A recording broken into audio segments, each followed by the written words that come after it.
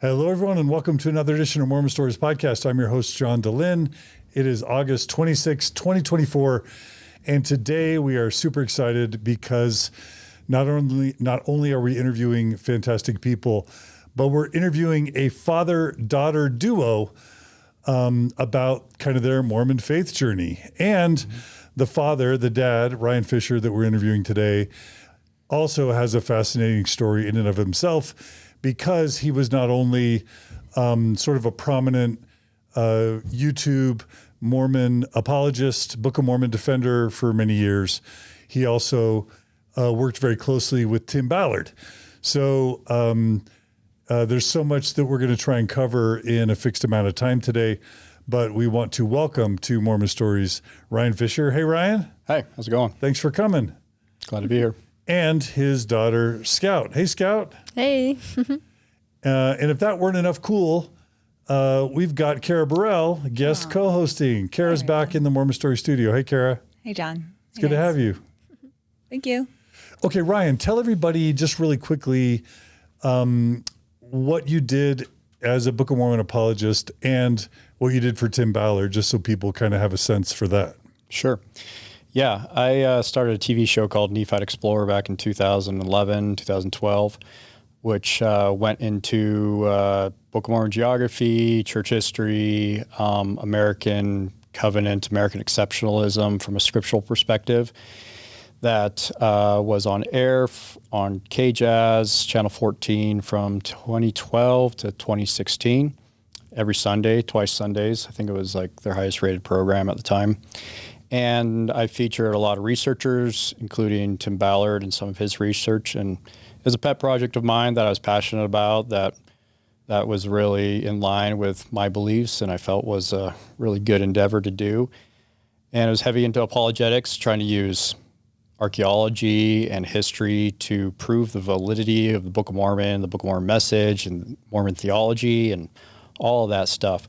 So in that process, I platformed Tim Ballard, who was an aspiring author at the time, and became good friends with him, became business partners with him, ran church history / American history tours on the East Coast, where we take busloads of people to all these sites in American history.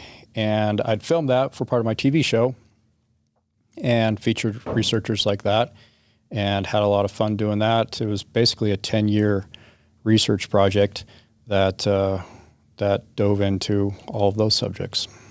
And when was the last kind of year that you and Tim were on good terms? Like how 2017. Recent? Okay.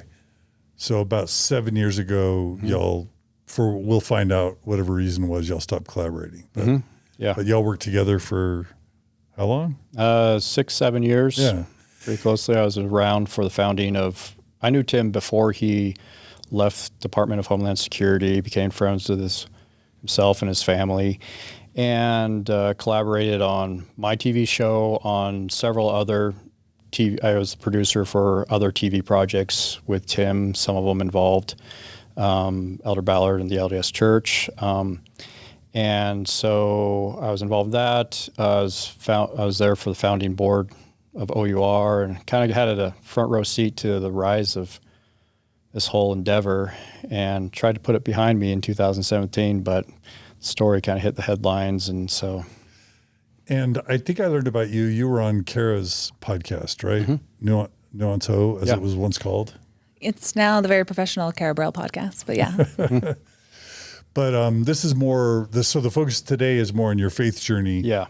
And on your relationship with your daughter, Scout, as how she experienced the faith crisis of her parents. Is that right, Scout? Yeah. Is that why you're here? Yeah, totally. Okay. But along the way, we'll talk about your experiences with Elder M. Russell Ballard, Apostle of the Mormon Church, Tim Ballard, and your experiences as an apologist, right? Yeah, just from as it affected me in my own faith journey, right? Yeah. Okay, cool. And we may decide to do a separate episode diving deeper on either the apologetics or the Tim Ballard stuff, but sure, this will be your story. And Scout, anything you want to say about why you're here?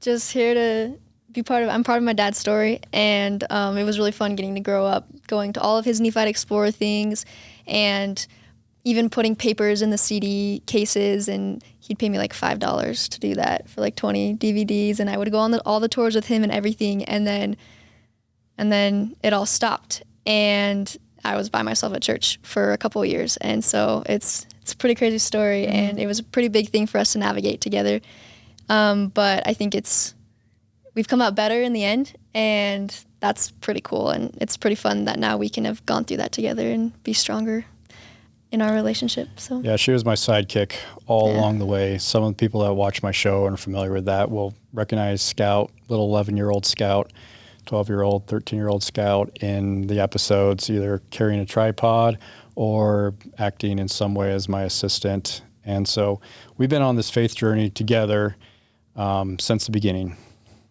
Beautiful. So it makes sense to talk about it now together. All right. Carah, anything you want to say before we dive in? No, it just, for listeners, this is kind of like a reformed Rod Meldrum story when you're talking about the Heartland stuff. So this is like a family that was really all in on believing Book of Mormon geography, dedicating your life to it, and then what that journey is like to, I guess, be convinced by other evidence and then be going a different way, even if your family and your, different familial ties are pulling you in different directions, whether towards, no God, some God, a mixed faith kind of family story from being all in. So I'm excited to get into it. All right. Well, let's dive in. So Ryan, were your parents LDS? Yep. Born and raised in the church. Where did they kind of, grow up and meet? Well, we should probably play the Mormon connection game because I think you were part of it. Actually, you probably don't know. I grew up in the Issaquah Third Ward. What?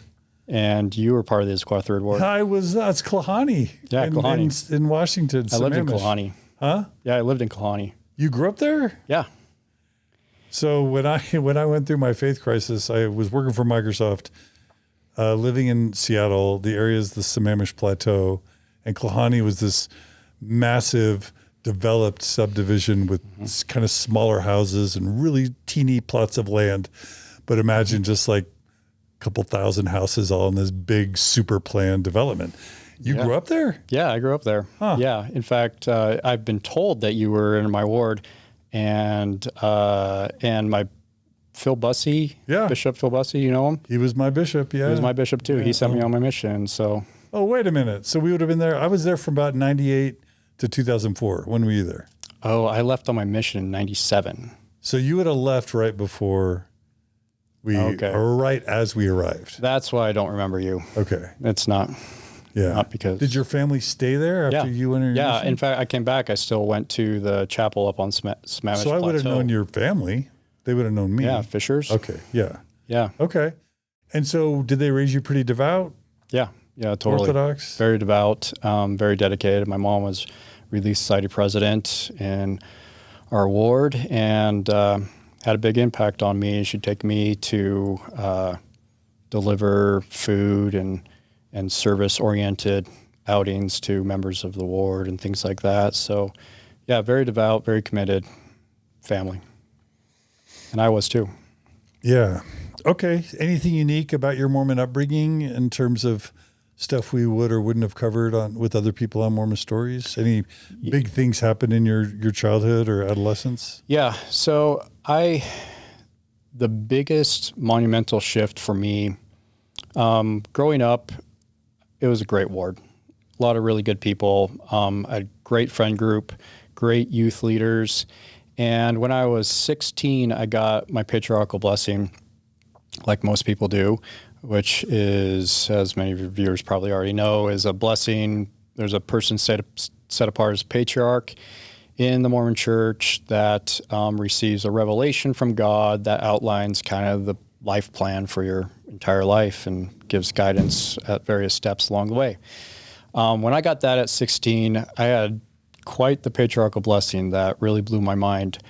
This is like Mormon fortune telling, but basically a roadmap for your life, allegedly directly from God and Jesus. That's, they put their hands on your head, they channel God's inspiration, and they tell you, you're going to go on a mission, you're going to get married in the temple, you're going to rise in the morning of the first resurrection and be exalted, if you're righteous, right? Yeah. It's that kind of thing. Yeah, that kind of thing. And mine went even further by outlined to me that I had a really important mission on the earth, that I was going to go to nations around the world to find God's children. My name would be known by millions of people as somebody that would be revered, and my name would be blessed in these circles. And it was this very grand vision that led me to believe at the time that I'm going to end up a general authority because of what I'm going to be traveling the world. People are going to call my name blessed. I'm going to cast out devils. I'm going to do all these major roles to bring about the establishment of Zion and the second coming of Jesus Christ. And that I'm going to actually witness the establishment of Zion on earth and play important roles in that. So that blew my mind, and my patriarchal blessing really set the stage for how I viewed everything and everyone, in small ways and big ways. And I set my life in order in a way to make sure that those prophecies came to pass, that I fulfilled those prophecies about being basically a general authority, as I supposed. In fact, I later on tried to get work with the church, applying for jobs, and it was hard to even get an interview. And I wanted to show them my patriarchal blessing, like, hey, listen, this is who I am. I'm a big freaking deal right here. Like, this is what God says about me. Anyways, but when I was 16, that left a huge imprint on me. What type of teenage Mormon boy did that make you in terms of following the rules, demonstrating your righteousness, demonstrating your commitment? How did that play out in how you acted as a Mormon teenage boy? I was so afraid of doing or anything that would disrupt that plan that it had for me. So all the way, and I didn't know this word at the time, but it was religious scrupulosity. I would go so far as, there's a line in my patriarchal blessing that says, you will soon resolve to never frequent or be associated with people where Satan's evil influence is anticipated or sensed. So I looked at everybody I came across as, all right, are you part of Satan's evil influence? Is anything you say or do could be construed as maybe having an influence from Satan? And this would manifest itself in ways like, I went out on this date with this girl. She was a cheerleader, super cool, super cute, excited to go out with her. And on the first date, we talked about Friends, the TV show in the 90s, which everybody watched. She was a super big fan of Friends. I thought, Friends, in that show, there's promiscuous sex. They're sleeping around. She likes that show. That's Satan's evil influence. No second date. I'm out. And I'm in Georgia. If you're watching, I'm so sorry. That was what's going on. She was really mad that I dropped her. But I'm embarrassed about it now, but I really was trying to live every line of my patriarchal blessing to a T and make sure that I fulfilled this grand destiny in ushering in the second coming of Jesus Christ, that it told me I had a huge role to play in doing. And so it even manifests itself. I tried to be a missionary as much as possible. I even got to baptize one of my high school friends that I helped bring into the church. And so I was all in. This was what I was dedicating my life to. And that reflected itself in the friends I chose, which are all great people, really striving to surround myself with good LDS kids, which isn't always easy to do in Seattle because there's not a lot of Mormons up there at the time. And really bonded me to my ward, my family, and especially my church leaders. They were all like this safety net for me to help guide me. And I was really striving to get myself on a mission and do whatever I could to make sure that I maintained my virtue, as my patriarchal blessing told me to, so that I would get on a mission and drive my whole existence towards going on that mission. And that would start this chain of events that would have all these grand implications for the world as a whole. So were there any obstacles in the way, or did you just make it on your mission? No, there's tons of obstacles. maintaining my virtue morally with girls and things was a constant struggle, as it is for most people in high school. And so but it really felt like a life or death situation for me. And so, I had desires and sexual desires just like anyone else. And so it was like really the fight of my life to maintain I was so afraid of even like having impure thoughts that would cause me to lose the spirit, to fall out of favor with God, and then not fulfill what the prophecies of my patriarchal blessing were about. And so the religious scrupulosity in my youth absolutely dominated everything I did and said and acted upon. And it made me into probably, I would look back and be like a shining example of what a good Mormon Latter-day Saint boy was aspiring to be. Mm-hmm. And so I rode that. Did you have any unpleasant or uncomfortable interactions with your bishop, like worthiness interviews? Yeah, I had to do worthiness interviews, and I would confess anything and everything that I ever did. And with so much fear that I was going to like disrupt my life's plan and not make it on a mission. Really awkward, terrible experiences, but I wanted to make sure that I was on the right side of God. And I had really good bishops in my youth, Phil Bussey being one of them, that helped guide me through that path and helped make sure that I made it on a mission. But I was so focused on being worthy to get on that mission, because that would set the stage for doing all these miraculous things that was laid out in my patriarchal blessing. So where'd you go on your mission? Poland. Poland? Yeah. Oh, okay. And that's after the fall of the Berlin Wall, right? Yeah, not long after, because this was Lech Waleska. What was the guy's name? Yeah, Lech Waleska. Say it again. Waleska. Yeah. Yeah. So was he the leader of Poland when you? No, he had this. So I got called on a mission to Poland in '97. Left in October of '97. So this was about 8 years after the fall of communism. Okay. It was pretty new mission.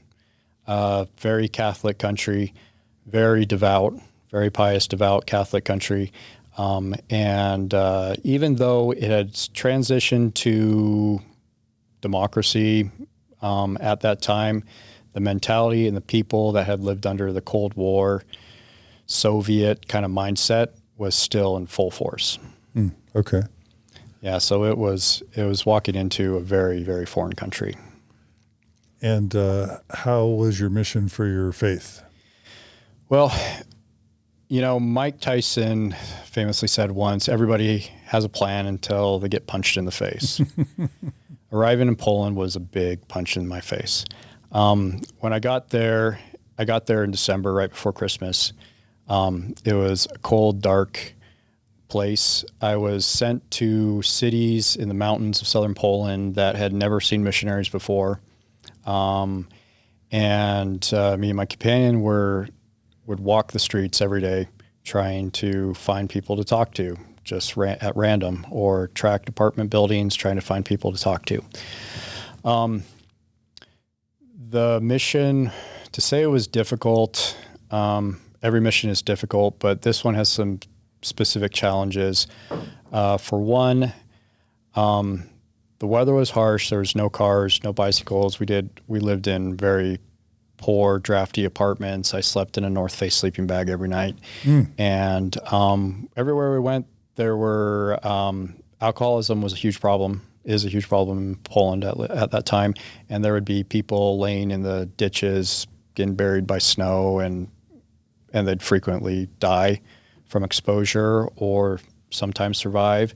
And we'd have to walk by and see that and think, can we help this person? Like, what do we do?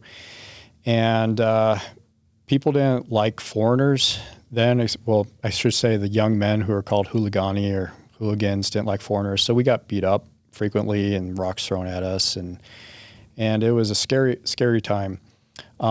Even though Poland was a democratic, came out of the Soviet era as a democracy, the mentality of the government, police, and things like that was still very KGB-esque. So I would frequently get stopped, and I even got arrested. I got kidnapped on one occasion. Whoa, kidnapped? Yeah. Yeah. Somebody that I met had tickets to a volleyball game in another neighboring city. They invited me, and we never got to do anything socially because we really didn't have any friends very often. And so I went to the volleyball game. With my companion and 2 other missionaries. And I love volleyball. I played in high school. I played in college. And so at the volleyball game, we were sitting watching the volleyball game, and I was on the end of this bench, and a guy came up to me, tapped me on the shoulder, and said, "Hey, can I see your ticket?" And I was like, "Sure." So I showed him my ticket. He's like, "Here, come with me." I thought, being a stupid American, I thought, hey, maybe I won something. Maybe I was like selected out of some sort of lottery or something. So I got up. My companion got up with me because we're supposed to go everywhere in 2s. And the guy sat him back down. He's like, "Nope, just him." I'm like, "All right, I'll go see what this is about. I'll be right back," as I suppose. So I walked with him. He's like, "Follow me." I followed him outside of this arena, and around the corner where a couple of guys grabbed me and threw me in the back of a van. Whoa. Yeah, without explanation. And drove off into the mountains. So I demanded, like, what's going on? And they didn't give me any explanation. They were absolutely silent. They just took me off into the mountains to a compound up in the mountains that this was part of a government facility, I could tell, very secure. And at that compound, they interrogated me. They made me strip, lay all my belongings out on the floor, and then used some pretty ruthless tactics to try and break me into telling them everything, who I was and what I was doing. And I think somebody heard us speak in English at that stadium, alerted what was the Polish KGB equivalent. And that's how they investigate those things. So, yeah, so I spent the night in this jail cell, basically naked, and they interrogated me every 2 hours, asking me the same questions, asking for my contacts, trying to get me trip up my story. So thankful they took me and not my companion, who had just gotten to the country and couldn't even speak Polish. That would have been even worse. But I told them my story. I'm a missionary for the Church of Jesus Christ of Latter-day Saints. I'm here for this purpose, and this is what I'm doing. And I stuck to my story because it was the truth. And by the next morning, they were getting really frustrated. I could tell they wanted to get violent, but they were unsure whether I was telling the truth or not. And they asked for all of my contacts, everybody I was associated with. And so I gave them names and addresses of my investigators and things like that. And they finally got frustrated enough where they weren't getting anywhere. And I'm like, "I'll tell you and take you anywhere you want to go. Please just let me go." I was really scared. Did you tell your mission president? No, I couldn't. They wouldn't let me call anybody. No, I mean after you were done. No, I didn't. What? We were in the mountains of southern Poland. I only saw mission president like every other month for like a brief interview. He really wasn't part of our mission, and I had just, and so I didn't know if I was going to get in trouble for any of that. Wow. Can I ask, how did that like affect your faith on your mission? Because you're either like praying to get out of there or... Yeah, I was literally in a jail cell, naked in a jail cell, thinking about Alma in the Book of Mormon, thinking about the prophets in the Book of Mormon, thinking, all right, I need to muster the faith right now to shake the walls of this jail cell so I can be freed. Ooh. And trying for hours, begging for the kind of faith to like get out of the situation. The next morning, I told them something. I told them like that I would take them to meet the person that brought me to that volleyball match. And I said, like, I know where they're parked. I'll bring you to them. And they're like, and he's in that town. And they're like, okay, we're going to do that. And so they put me back in a car and drove back to the city. And this was the next morning. I had no idea where my companions or the other missionaries were. I had no idea. I'm like, I can take you to where they parked their car the previous night, but that's all I can offer at this point. And so we drive back into town and we go to the arena and the parking lot's empty. And they're like, where's the car? I'm like, I don't know where he's at. I have no contact with him. Like, what do you want from me? And they flipped the car around and started driving back to the mountains. And at that point, I knew I was going to get beaten. I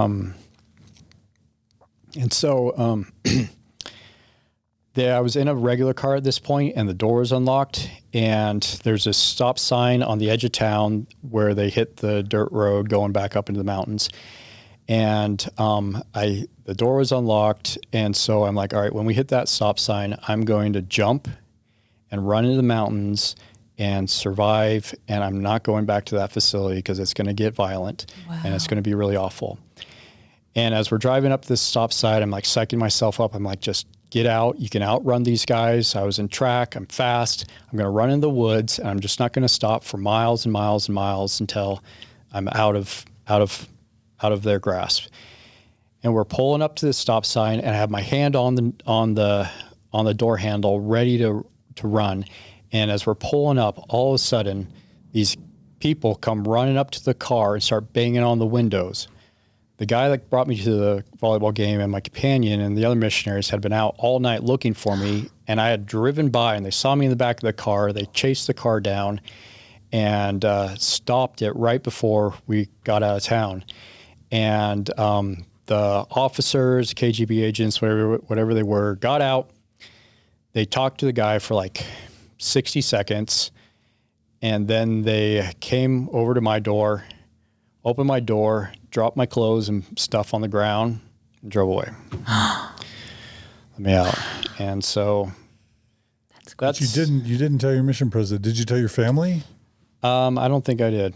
I'm curious, Dad. So when you've told me this story before, you said that you were afraid that you were being punished for like doing something fun on your mission, that the volleyball game, like maybe you weren't supposed to be there some morning. Is that part of the reason why you didn't tell your mission president, is because you were afraid that going to volleyball games wasn't allowed? Yeah, I think we had switched our P day from a Wednesday to a different day. So you were doing I could something go. you shouldn't have been doing by mission standards. Yeah. Okay. Yeah. Okay. I'd forgot about Anything that. can happen. Yeah. Well, that makes sense. And then you would, with that scrupulosity, then you would feel like it was your fault. And so that if God didn't rescue you, it would be why. Yeah. Yeah. Because you weren't worthy. Yeah. What did that do to your faith overall, that experience? In Poland? Yeah. Well, it was so difficult, and nobody wanted us there. Nobody was receptive to the message. I can count on one hand the number of times I taught all 6 standard discussions. Most missionaries don't ever see a baptism. I barely saw one.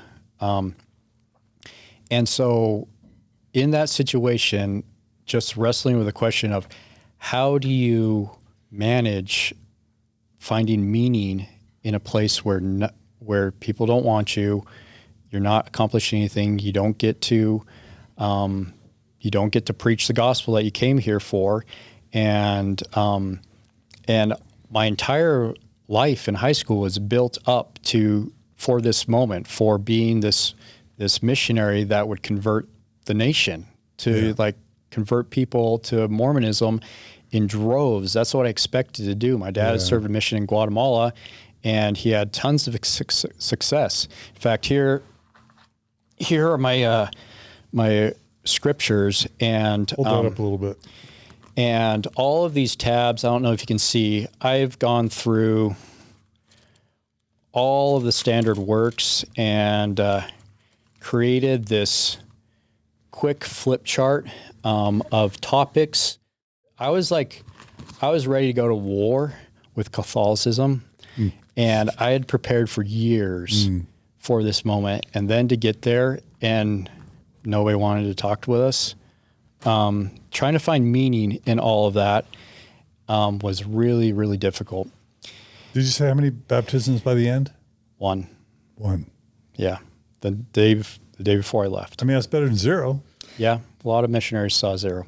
I have a question. So a lot of people, when they go into a mission kind of like that, either really dangerous or there's not a lot of investigators or people to talk to, were you prepared in any way that that's how Poland was going to be?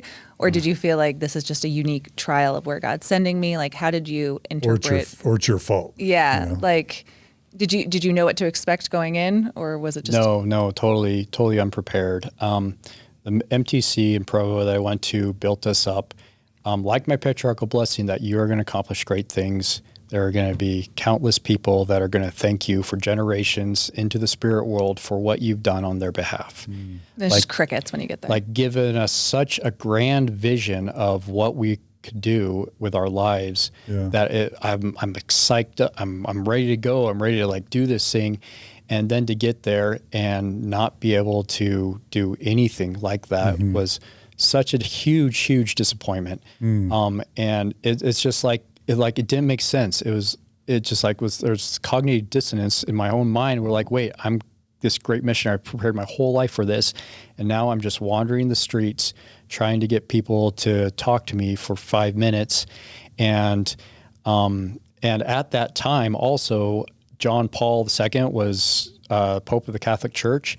He's Polish. He was Polish, yeah. Yeah. So he's like, there was super loved. Beloved. Yeah, super loved. There was a huge revival going on in Poland at that time. Yeah. Huge revival. They're not having those Mormons. No. When the In Pope fact, is Polish. rejecting us was an affirmation of their rededication to the faith, which was happening throughout. Because I'm sure the USSR hadn't allowed overt religiosity.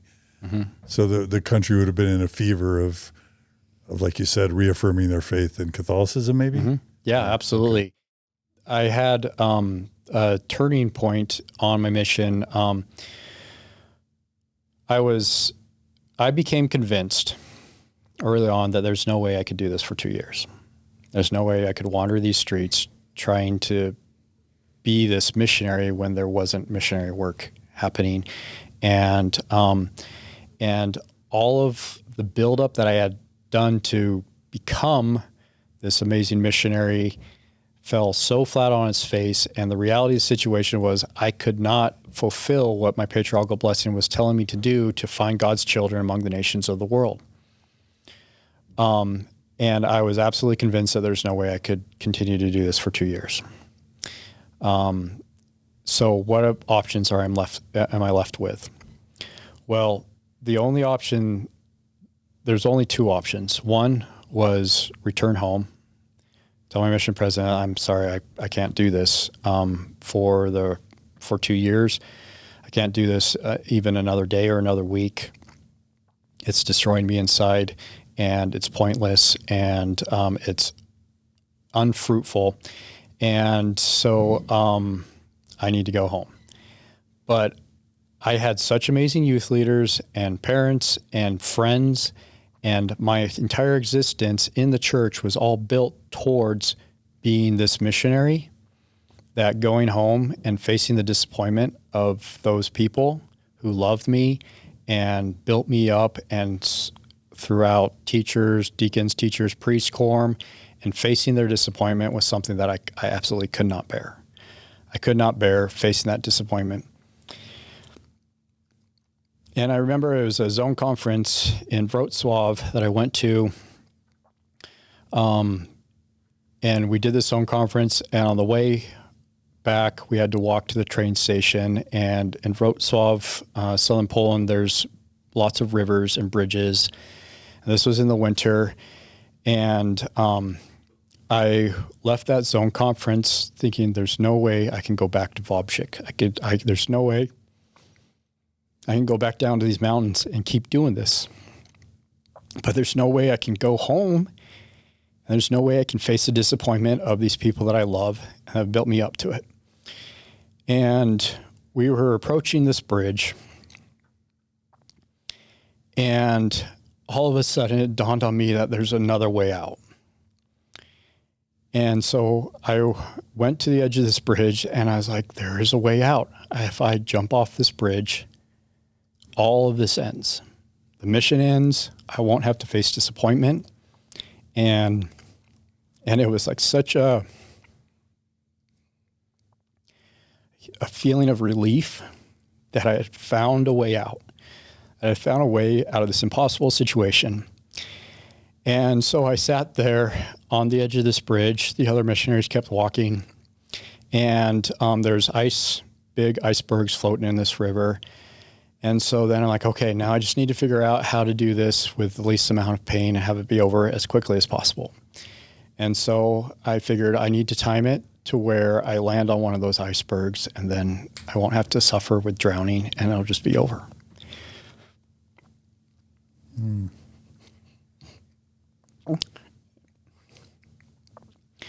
And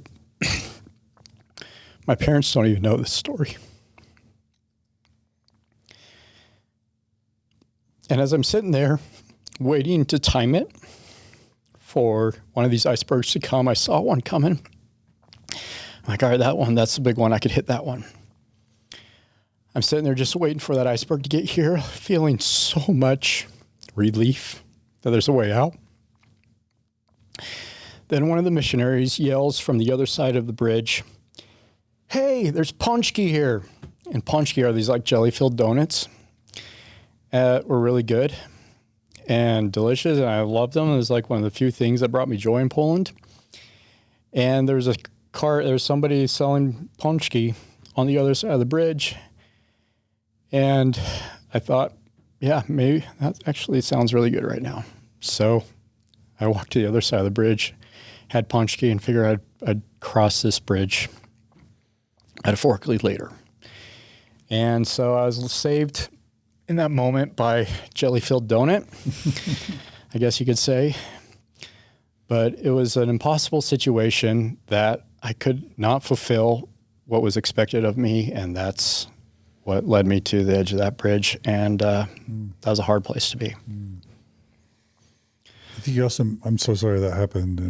And I don't think, people see like the Book of Mormon musical, or they see these missionaries going door to door that look happy, shiny, white shirt and tie. They think, oh, they must be having a great time. But a surprising number of Mormon Stories podcast interviewees contemplated death by suicide on their missions. So it's way more common. So I'm really sorry that happened.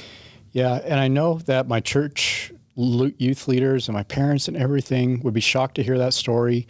And they were building me up and praising me for my pious devotion to the church. But what I've realized in looking back upon this is that we have to be very careful in tying somebody's worth to their devotion to the church, and especially like things like their morality or their sexual morality, or their willingness to do the callings or anything like that. When you tie the youth and their worth to fulfilling what the church wants them to do, and they're not able to, as I was in that situation, I was not able to fulfill what was expected of me, but I love these people, and they loved me and they revered me. It put me in a corner where it felt like there's no way out. Yeah. And as I've gotten to know like family and friends that are have come out as gay members of the church, they are painted in the same corner where there isn't a way out. And that's, I think, one of the reasons why suicide is contemplated so highly among gay and trans members of the church, because there isn't a way out for them to be accepted in a way that they're capable of. That makes sense. Do you want to talk about the friend you lost while you were on your mission? Sure. I had one of my good friends in high school. He was very devout LDS, and we went on a backpacking trip right before I left on my mission. And he was a year younger than me, so he was leaving later. He ended up taking his own life. That backpacking trip was the last time I saw him. And I'm sure I know he suffered from mental health, as everybody does, mental health issues. Everyone that takes their own life is suffering mentally somehow. And I can't help but wonder if this same process of being expected to live out what the church expects you to do and not being able to do that, and the disappointment that comes from that, I just wonder, I don't know, because I can't ask him if that played a role in his suicide. Mm-hmm. So thank you for sharing all that, Ryan. I mean, we worked together, and I didn't even know that your mission was so traumatic and had a kidnapping and all of the just suicidal ideation and stuff. I'm so glad you're around, first of all. Thanks. Thank you. And second of all, so just timeline-wise, I'm curious. So, like, between the kidnapping and then feeling like you were going to throw yourself off of a bridge, like in your 2-year mission, like where were those pinpointed? Because you could have just said to your family, hey, I got kidnapped, I want to come home. But you were like, I can't disappoint them even by telling them that much. So no, the near suicide attempt was early on, just a few months into my mission. And so I wrestled with that for that entire time, and trying to find meaning in being there was the entire mission. It was very apparent a few months into my mission that there's no way I could do this for 2 years. Mm-hmm. And yet you did last all 24? Mm-hmm. You made it through? Okay. And then the kidnapping happened when? About halfway through. Okay. Oh, yeah, wow. so it just kind of got worse. From there.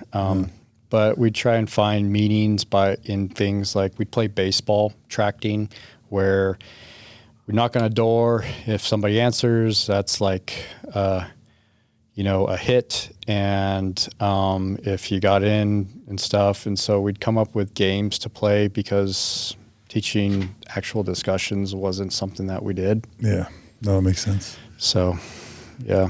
So is it okay if we move to post-mission? Is that all right? Thank you for sharing that very difficult stuff. Mm-hmm. And I'm really curious now. So you come home from your mission. Where does that leave you psychologically and spiritually? It was really hard to assimilate back into society. That was actually just as hard as going to Poland. Being so dedicated and trained to do something every day, and now it's like, okay, now you can do whatever you want.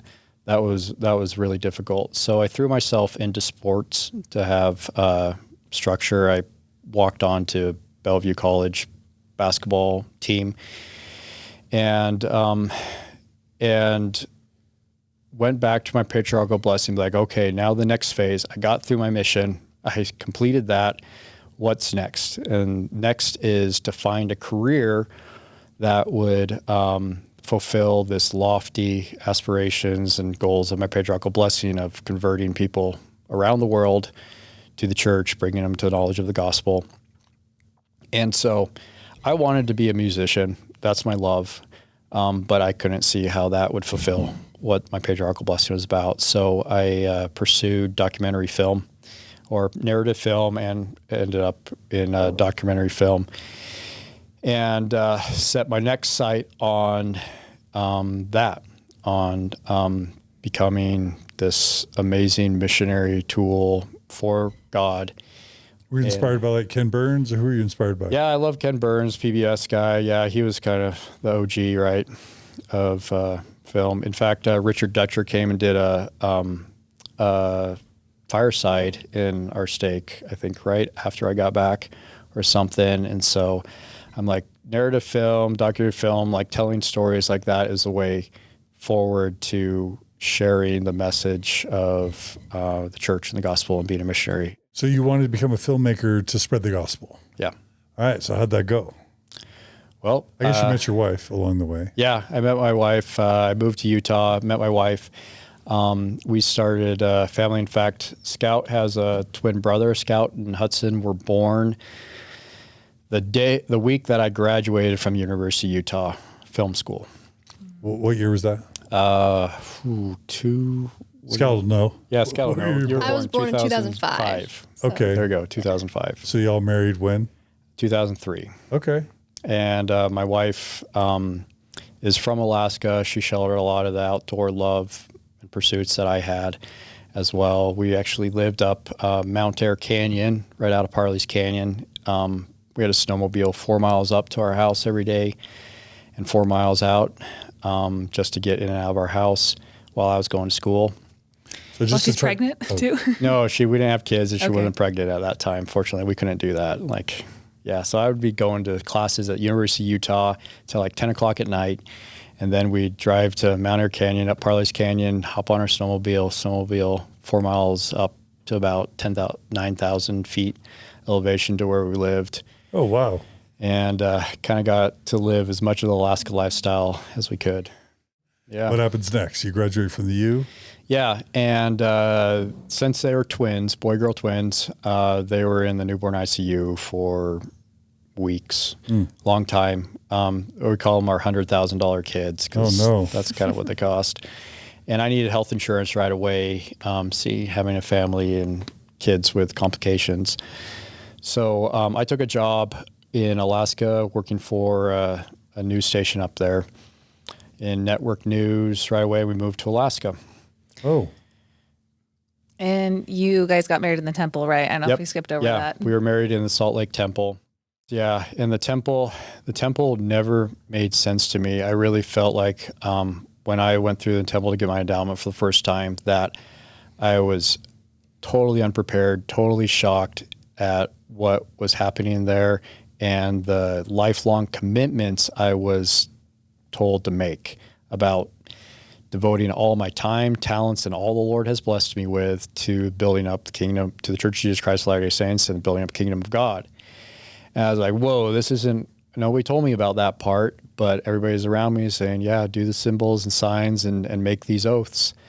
And I went through it, and I remember being like, hey, I needed some time to think about that. Like, yeah, I'm okay doing that. I'm already doing that, but it really felt like it was shoved in my face in a way, put on the spot, and made lifelong commitments in the temple at that time. Yeah, like a normal, let's say an average Mormon is going to go through that temple, the endowment ceremony, covenant to literally give their whole life to building up the church, and they'll just go on and do whatever they're going to do. But if you happen to have scrupulosity, then you're literally going to say, how do I rebuild my whole life? If you hadn't already made those commitments, then for sure you're going to literally dedicate the rest of your life to building up the corporation of the president of the Church of Jesus Christ of Latter-day Saints. Yeah. That's how, so you're saying that's how you that's exactly the covenant. Like I didn't feel prepared to make those commitments, but I was already emotionally and spiritually there. And I'm like, okay, all right, let's seal the deal. Let's sign the papers, make the contract right now.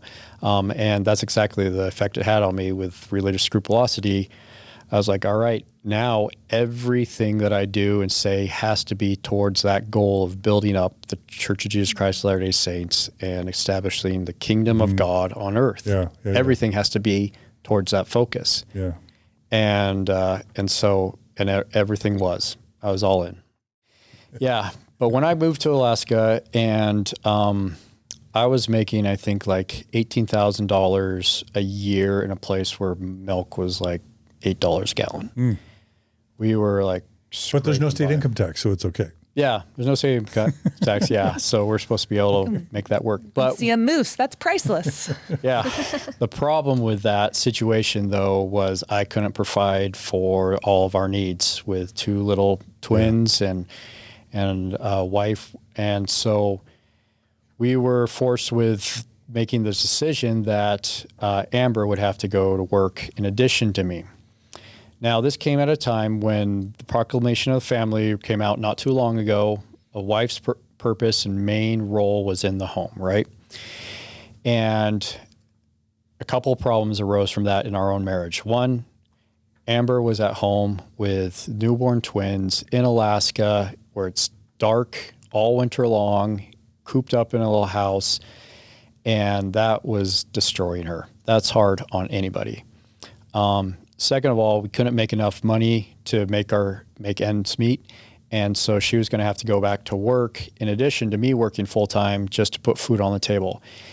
And knowing what you know about me now, that was not an option because the brethren and the church said the woman's place is in the home and it's the man's purpose and place to provide for the family. And I literally could not make enough money to provide for the family. We were like so poor and so broke that, I mean, we were on WIC. We were getting food from the government, and so again, I was faced with an impossible situation where, do I obey what the church says about traditional gender roles, or do I put food on the family table? And we were forced to. We had to put food on the table, and we had to make so we decided that Amber would work just a little bit, just until I figured something out. Well, it also surfaced in this time in our marriage that Amber was a closet feminist and has been repressed and pushed down for her entire life. There's things about the patriarchy in the church that had bothered her, but she was absolutely 100% faithful to the church and obedient. Absolutely 100% devout. And so that was another impossible situation, that we could not live what the church was asking us to and still put food on the table. And so that started a conversation between me and her about traditional gender roles that was tough. She wanted to be obedient, I wanted to be obedient, but we couldn't make that work in our life. She did not want to be a trad wife, a traditional wife that stays at home. She preferred to be in the workplace. And so we were discussing maybe even flipping our roles, where I stay home and she works. She's a speech pathologist. She works in schools, and she had already had a career that had been, she's a little bit older than me, established. And so we struggled with that for a long time. This theme of traditional gender roles took a long time to work out, but we finally came to the conclusion that it was best for us in our marriage, in order to save our marriage, because being a traditional stay-at-home wife was destroying her soul. Absolutely destroying her soul. Having to take care of kids and the duties of house cleaning and stuff was really hard for her. And she suffered greatly with feelings of inadequacy and depression, because she was raised to be that person.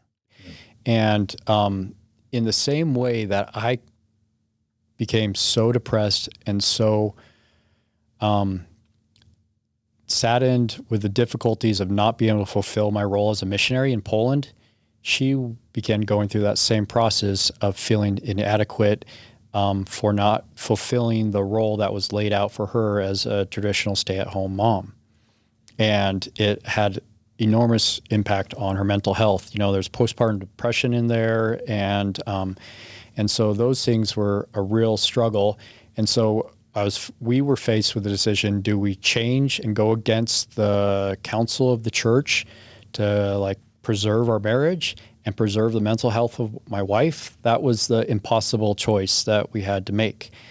And ultimately, we made the choice for her to go back to work, for me to share in the responsibilities of a stay-at-home dad, and try and make that transition for her mental health and also for what she really excels at. You know, and it's so crazy, because she's working in schools with the most difficult kids on the planet that all have special needs, all sorts of, autism and mental challenges. And she's working and she's so good at loving the kids that are really hard to love. That's she's built in a way to be able to do that. And not many people are. She's one of those special people that can do that. And you think that kind of aligns with Christ's message. Yeah. Right? That's actually consistent with what Christ said we should spend our time doing: helping others, serving others. Yeah, absolutely. Yeah, reaching out to the poor and the needy, the sick and the afflicted. Yeah. And not many people can day in, day out work with these kids that are violent, that are problems, that are the difficult people of society, and try and mold them in a way where they're healthy, happy, and productive members of society, right? But she's one of those amazing people. And all the women that are in special ed, they're some of the most amazing people in our society, doing the greatest service to humanity. And so to think that we struggled with her doing that instead of being a traditional wife, stay-at-home wife is kind of crazy to me now, that because that's obviously her calling in life. It's obviously what she's so good at, and she's making the greatest contribution to society and to the whole world by doing that. Yeah. But it went against the plan that the church had for us, you know?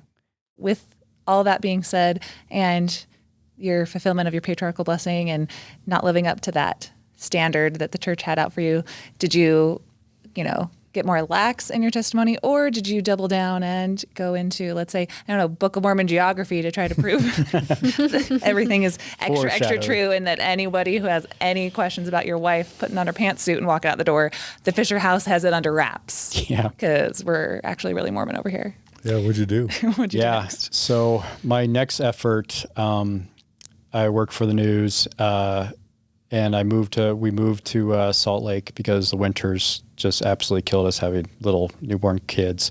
Totally kicked our butts. And so we left Alaska, came back to Utah to decide to raise our family here, and also fulfill what was prophesied in my patriarchal blessing. I tried to work for the church. I tried to get interviews, and it wasn't getting me anywhere. And so, all right, I'm like, I need to call myself on a mission. I need to make myself my own general authority, I guess, and do something to advance the cause of Mormonism. And so I began the Nephite Explorer project. Okay, what year was that? That was 2010, 2011. And had you had exposure to Book of Mormon apologetics as sort of a primer to your interest in Book of Mormon Explorer? Yeah. So my dad served a mission in Guatemala.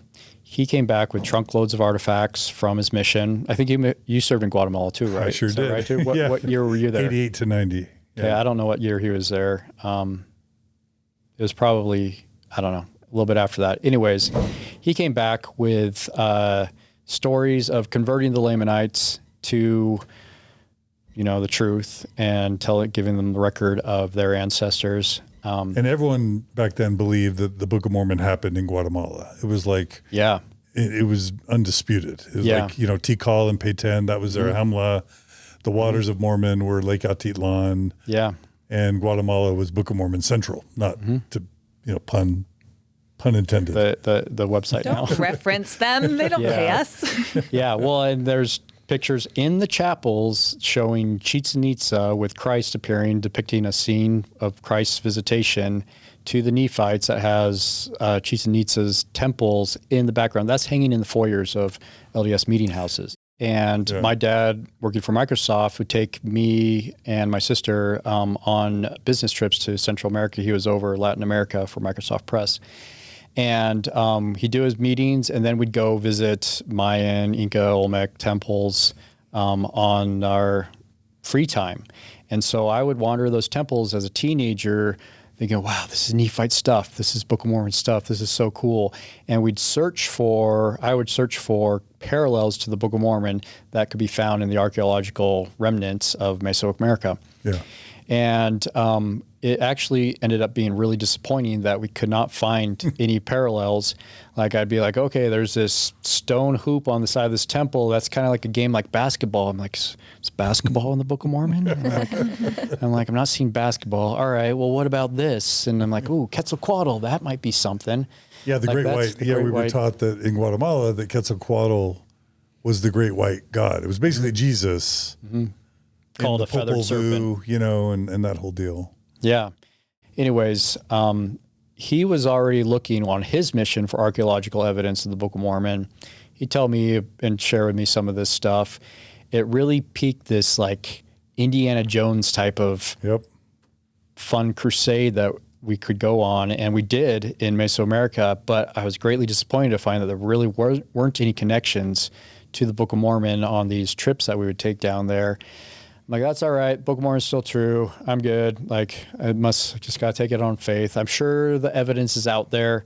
It's just a matter of time before we find it. Yeah. So fast forwarding to 2011, I come across researchers that are making connections to the archaeology of North America in a culture called the Hopewell or Mound Builders in the eastern half of the United States. And their research is a million times more compelling than the dearth of information that's coming out of Mesoamerica. And all of those unanswered questions I, could not find in my search of Mesoamerica with my dad. All of a sudden they're like, oh yeah, banks of earth and deep ditches and temple complexes and all of these things. Like, yeah, we got evidence of all this stuff in North America right here. So this is the emergence of the Heartland theory, right? Yeah. And so which is that the Book of Mormon didn't take place in Central America, but instead took place in North America. Is that right? Right. Which made sense because Joseph Smith, Hill Cumorah was in upstate New York.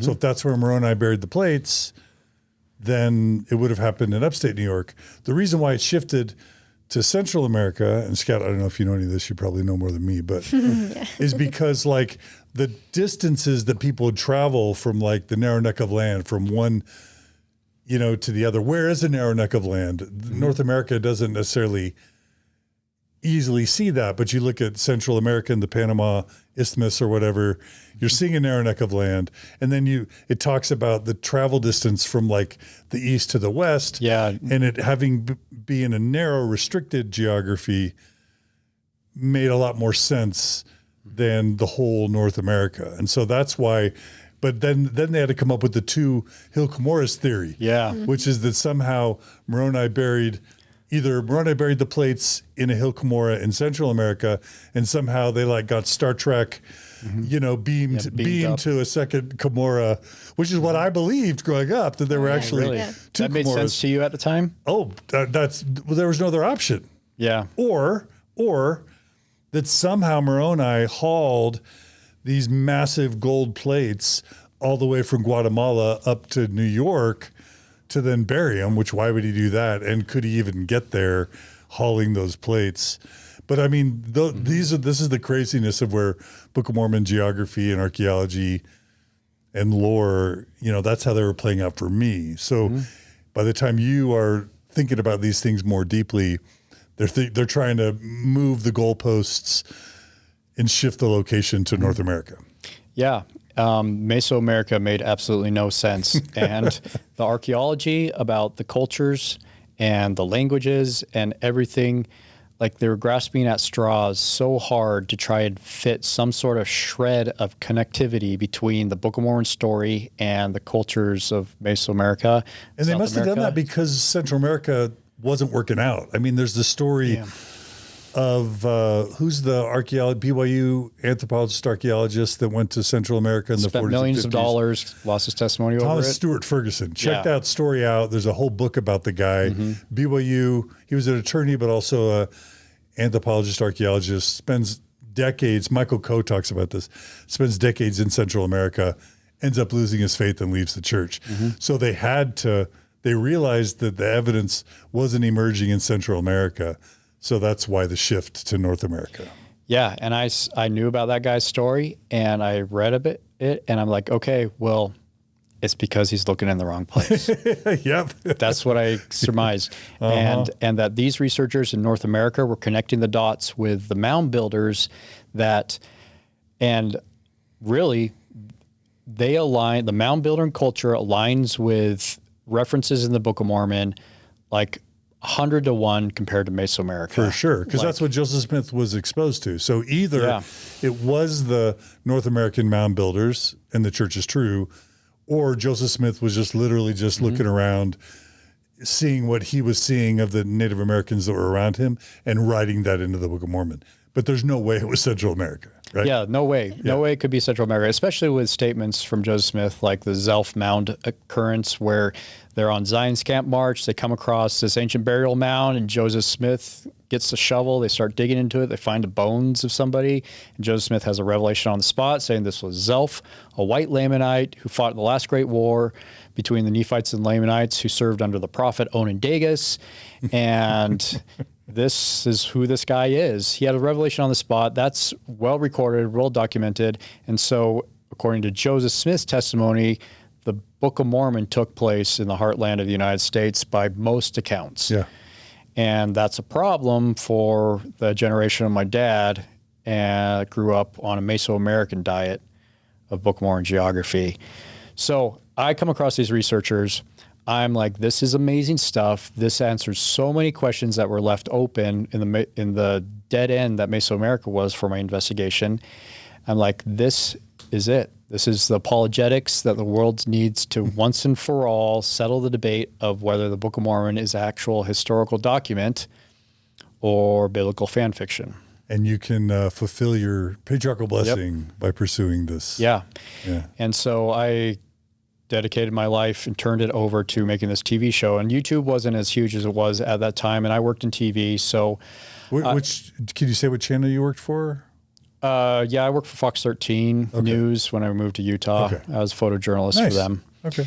And then I worked for, I built UAV unmanned aerial vehicles for a startup company for a short period of time, which went bust in 2008 with the financial crisis. So then I'm left jobless, and I'm like, all right, I'm going down the wrong path by pursuing a career in aviation. I was building remote control helicopters and UAVs to do aerial filming and surveillance and reconnaissance. A really cool job that I loved, but that wasn't going to get me in front of people to change the opinions of nations towards the Mormon Church. Anyways, that's a tangent. So I had to do something with this Book of Mormon geography. And so I started following these researchers around. I went to one of the first research conferences that Rod Meldrum held in Orem, Utah in 2011. And at the triggering for you yet, Carah? No. She's Is it getting triggering for you? You haven't seen this beautiful face in here in a while. You're like, Rod Meldrum, the one who's got Carah to run away. No. I love Rod. I love him. We can refer to him as he who should not be named. I love Rod. No, we're kidding. Hi, Rod. We love you. Okay, keep going. Yeah, Rod's a good guy. So you got connected with Rod in 11? Yeah, 2011. The researchers that I started featuring in my show, Rod became part of that also. We're at that conference, and one of the speakers at that conference is also our little friend, Tim Ballard.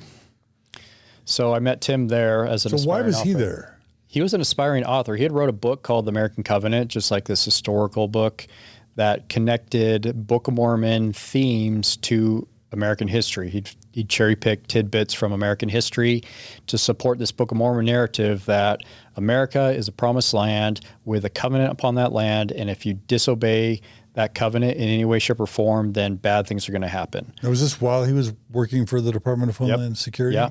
This is before he started OUR. Yep. He was already connected up with the Heartlanders and Rod Meldrum. Yeah, he was just, actually, I think that conference was the first time he was exposed to the Book of Mormon geography theory at that time. And he was there. He had signed a book deal with a no-name small publisher that was printing books on demand. They wouldn't even like give him a print run because they're like, well, this is extreme far right wing. Word comes to mind, propaganda, but that's demeaning. Far right wing theories.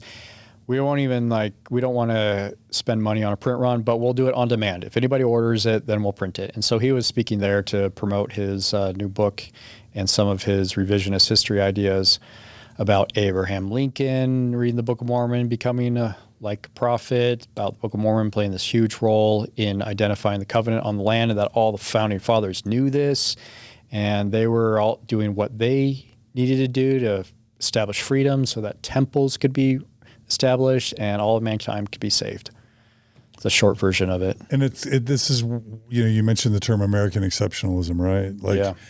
And it's very consistent with Joseph Smith and the Doctrine and Covenants, just that basically God led the Israelites to America as Nephites and Lamanites, that it's God's chosen blood lineage, that we're going to be, developing civilization here, and that someday God would call a prophet. And the Book of Mormon magically predicts a guy named Joseph is going to restore the true gospel in God's chosen land, being America, Constitution, and and all that. And Joseph will be named after his father, who's also named Joseph. How did Joseph know? How did he know?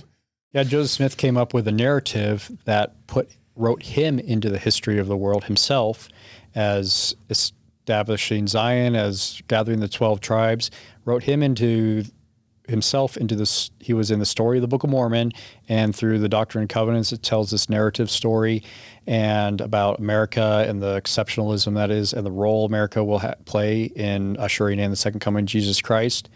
Tim Ballard picked up that message and then cherry-picked Old Testament sympathetic beliefs from founding fathers that believe something sort of similar, and use that as proof that the Book of Mormon narrative is true, that the mission of Joseph Smith is true, and that the Book of Mormon is an actual historical document that gives us a roadmap for the future. And he wove that into presentation at this conference. And at the time, my mind was blown. I'm like, whoa, I had no idea there was a connection between American history and the Book of Mormon, and that everything Joseph Smith was saying actually could be verified by American history. And as the words were reiterated in the words of our founding fathers, I'm like, this is awesome stuff. I'm starting a TV show that was exclusively about Book of Mormon archaeology, but this like supported all of that and brought in the American history aspect of it. So I approached him like, hey, dude, I love your stuff. Like, I'm doing a TV series, and I want to feature you in this. And he was thrilled. So who'd you sell the series to? I didn't sell it, but I had distribution rights with K-Jazz. So was K-Jazz Larry Miller's channel? Yeah. So the Miller family owned K-Jazz. And when I ran into dead end with BYU TV, I brought the show to K-Jazz, and they picked it up and they loved it and wanted to air it. They were already airing History of the Saints. Mm-hmm. And they didn't have this worldwide or this nationwide PR campaign. They were just a local channel that aired in Idaho, Utah, and Arizona a little bit. So you pitched it as like how many episodes a year? I just showed them the pilot, and they're like, yeah, this is awesome. What was in the pilot? The pilot was, I think I was in Israel talking about the covenant of Israel and how that applies and shows up in American history. I think the pilot actually had Tim in it. Were you the main spokesman? Yeah. I hosted the show. Oh, okay. And I produced it. Oh. And I edited it. Oh, wow. Everything. It was all a one-man band at the beginning before Scout became my assistant. And again, you sold it. The show is, and the purpose is. Yeah, is to defend the Book of Mormon as a historical record. There was a hunger for apologetics of this kind at that time. Yeah. The Mesoamerica DNA evidence had recently was coming out. Yes. Proving that Native Americans in North America had Asiatic origins, nothing to do with Israel, the Middle East. Like, all of that was hitting the church really hard.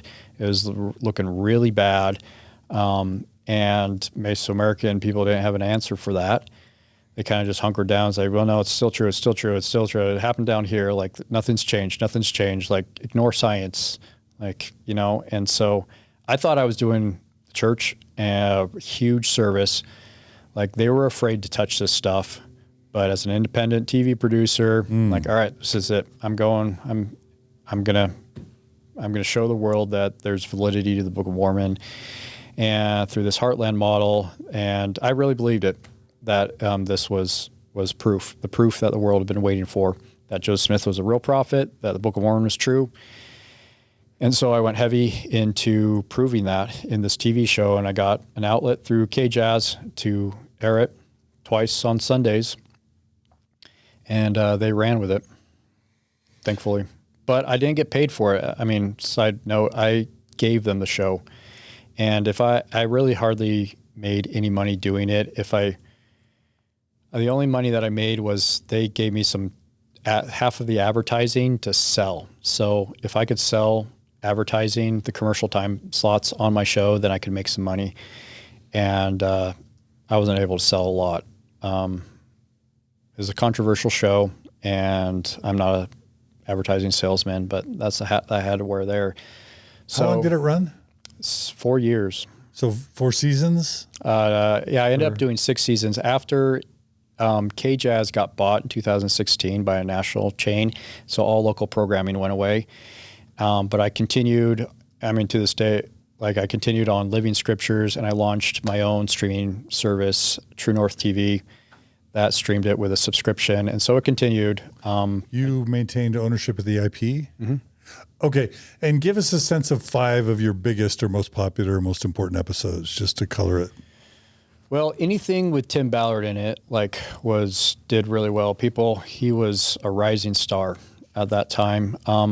I contributed to that. Shortly after I started airing, my shows with him featured in it and some of his research. Elder Ballard and the church took an interest in him. Okay, before that, just tell us some of those episodes, what they were about. Tim found in his research that Abraham Lincoln had checked out a Book of Mormon in the midst of the Civil War. Yeah. He had signed his name in the Library of Congress that he checked out the Book of Mormon. And so he started speculating, what role did that play in Abraham Lincoln's life? He kept it for months.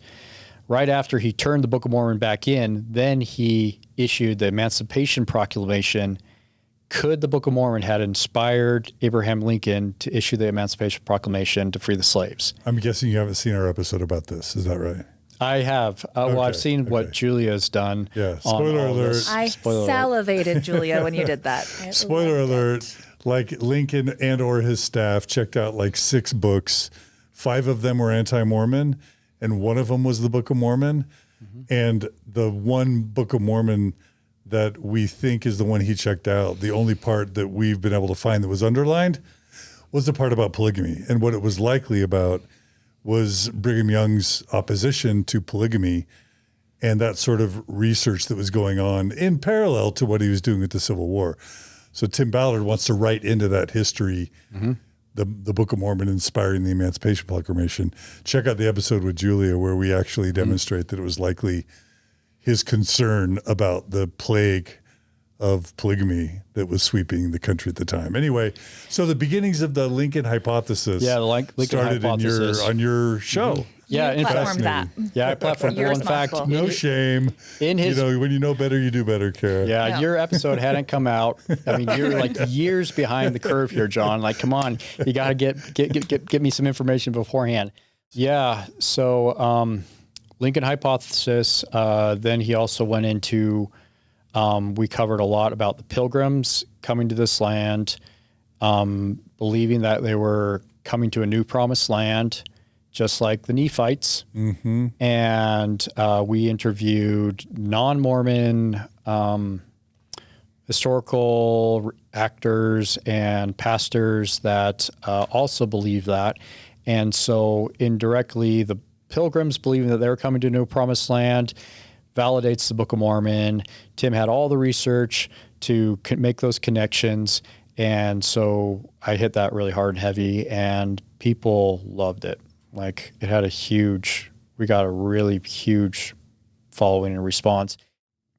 Okay. And this is all before Operation Underground Railroad even Yeah, it all started created? Before that. Yeah. Operation Underground Railroad really got started in 2013, but my show started airing in 2012. Okay. So you had a good year or two with Timmy, as you like to call him, mm-hmm. before OUR was even founded. Mm-hmm. Okay. Yeah. And I can totally see that just Orthodox faithful Mormons ate up this nexus of mm-hmm. founding fathers, American exceptionalism with Book of Mormon historicity and the Mormon church being true with a alpha male faithful Mormon superhero character. Yeah, I eat Thanksgiving dinner with them. Yeah, those are the ones who eat it up. Yeah. Yeah. And this came right after Mormon apologetics had just been beat to death by DNA and by archaeological evidence. To the point where the Mormon church changed the heading or the title page of the Book of Mormon. Yeah, just recently even they just made another change, completely omitting the sections about the Book of Mormon. The Nephites and Lamanites in the Book of Mormon were the principal ancestors of the American Indians. Yeah. That's now gone. Yeah, that happened in the decade, I think, prior to what you're talking about. So the heat was on the church. This was a godsend. Okay, and you weren't making any money. During this time, was Tim making any money? Well, when he got into Desert Book, he started making a lot of money. And wasn't that tied to M. Russell Ballard? Mm-hmm. So tell us real quickly how M. Russell Ballard got involved with Nephite Explorer. Is that what it was called? Yeah. And Tim Ballard. Yeah. So the Elder Ballard was enamored with Tim's message in his book.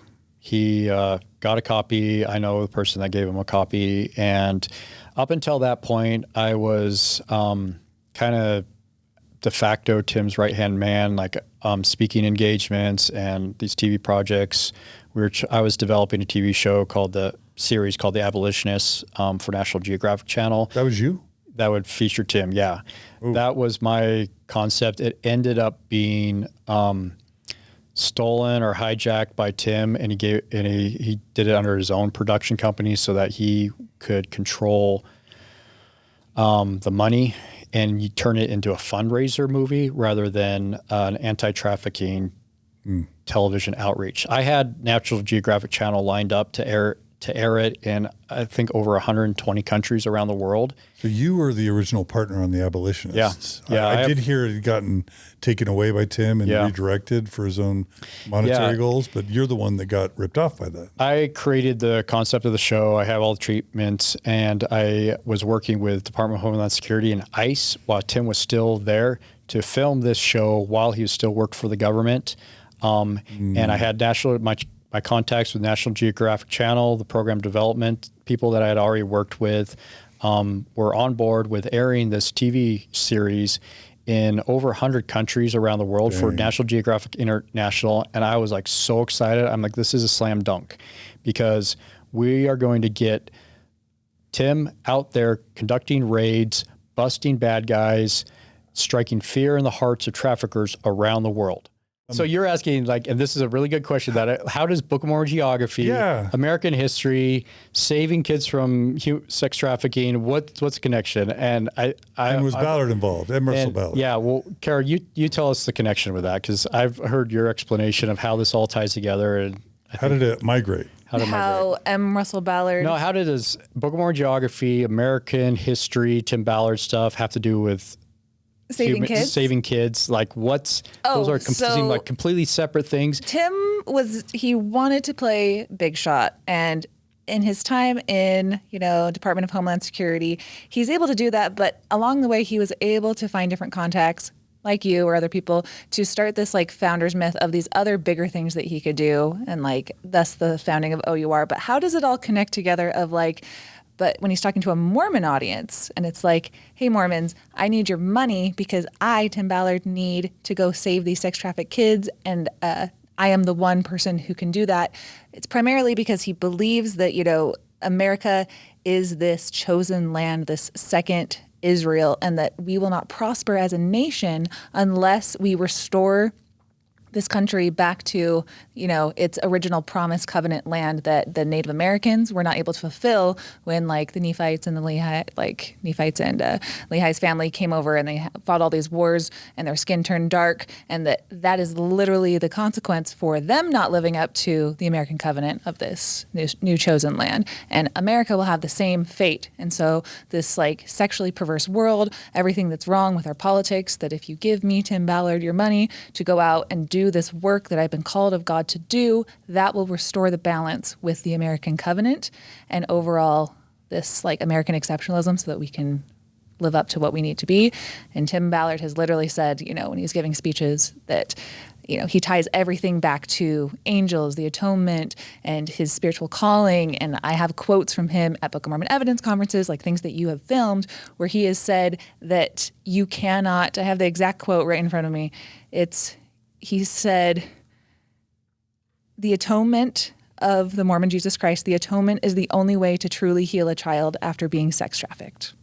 So that is the pitch that he's giving Mormon audiences, bring this all together, and how he fundraises and how he has the savior-like complex within the church. Yeah, well said. That's great. But you were there too. Yeah. So like, how did you see it migrate, right? Yeah, it's well said. He identified the problem of the moral decay of America, that the Book of Mormon says if you are in violation of the covenant, you're not being a righteous nation, then God's wrath is going to come down upon you. We're going to have things like the Civil War, plagues, famines, whatever, really bad things are going to happen. Gets people in a state of fear, and it says, but I have a solution. I can single-handedly go and put in jail the traffickers of children, and if you give me money and support my cause, then you are restoring the covenant by doing something righteous on this land. But if you're with him all this time in 11 and 12, you would have witnessed the pivot for how he pivots to child sex trafficking away from Founders stuff. Yeah, he realized that he couldn't become a household name, wouldn't receive fame and money for just being a right-wing fringe book author advancing American historical ideas. But people did react to the religious message of saving kids from human trafficking, and they would open up their wallets at that point.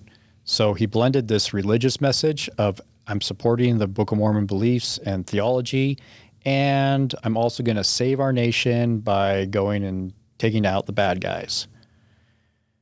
And that's I don't know, would you call it a genius sales pitch by Tim Ballard? That worked really well, and people flocked to like the religious side of the message and saving kids. I mean, supporting your beliefs, and who doesn't want to save kids when you've been presented with all these kids that are suffering in cages in third world countries being raped daily.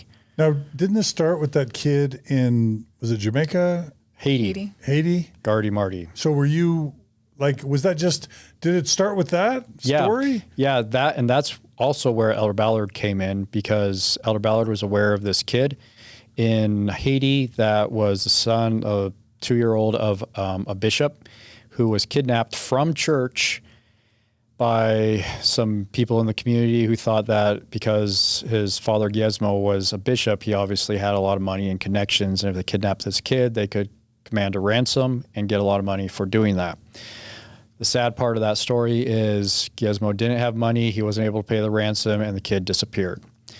Elder Ballard knew about this story. He knew about Tim's connections. He was enamored with Tim's book ideas, American history, but he also brought Tim in to try and find this kid that went missing a few years earlier, and gave Tim that assignment to find Gardy. Tim heard that story, and that's, I mean, the most tragic story that every Mormon parent absolutely fears, that your kid's in nursery at church and somebody comes in, lures them outside in the parking lot, and kidnaps them. That is a story that is going to absolutely elicit an emotional reaction from parents, especially Mormon parents. It's their worst nightmare, right? And so that became the founder story of why Tim started OUR and why he dedicated his life to saving kids after hearing that story. Spoiler alert, he was already planning on starting OUR before he even knew anything about that, and I was part of that. But that's a great founder story. That is a great emotional story that's going to pull at the heartstrings of people, especially Mormon moms and dads that are now in a state of fear that they don't want their kids to get kidnapped from nursery by these nefarious people out there. And Tim is like, well, I'm going to stop them. I'm your guy. Like, support me in my cause, give me money, and I'll make sure that that doesn't happen to you and your family. It's kind of so I'm just trying to really make sense of this. So good try, good luck. Well, no. So okay, first of all, when you were running around the country with him, mm-hmm. were there any signs of him being shady that you're comfortable sharing, or did he look did you buy into it hook, line, and sinker, and just think this guy is literally God's modern prophet to save the Constitution and save Mormonism were there any signs before OUR even got started? Yeah. So things that I saw at the time that were concerning. Well, for one example was when Tim was writing the Lincoln Hypothesis, he told me that he would work late into the night researching and writing and coming up with this stuff. And he says, I feel that Abraham Lincoln is in the room with me, telling me what he wants, telling me his story and what he wants out there. Really? Yeah, he's like, I got to put in historical evidence because, that's what people expect in a historical book that's claiming to be nonfiction. But really, the story I'm getting directly from Abraham Lincoln. And proof that that's the case to him, what he told me is that his son, I don't remember which one, who was a toddler or very, very young at the time, saw a picture of Abraham Lincoln in a book that Tim had on his desk, and he identified that. He's like, I've seen that. I know that person. And Tim was like, how do you know that person? He's like, oh, he comes and talks to me at bedtime sometimes. Tim's like, really? This person, this guy with the beard? He's like, yeah. And he said that he probed a little bit further. He's like, what does he tell you? And one of the things he told him was that he was in charge of an army in a war which used these things that would throw stuff. And he's like, he probed a little bit further, figured out he was talking about a trebuchet or catapult. He's like, kind of like this thing. He's like, yeah, a thing that throw things. And so Tim went and looked up when was the last time that trebuchets or catapults were used in war. And he's like, and it was the Civil War. They used catapults in there. So Tim believed based on that. And I don't know if he was, this is just what he told me, that proved to him that Abraham Lincoln was at his home when he was up late at night writing. He'd come and he'd appear and talk to his kid. And then he would also be there inspiring Tim with the true story of the Civil War and Abraham Lincoln. And that was his source, this metaphysical, spiritual Abraham Lincoln that was standing by his side, putting the true story in his head. Wow. Deseret Books #1 author, huh? Yeah, that was his source. And so, but at the time I'm like, okay, is that possible? Like, I'm a believing Latter-day Saint. Like, Moroni appeared to Joseph Smith by his bedside and told him all about the Nephites. Tim's getting visitations from Abraham Lincoln.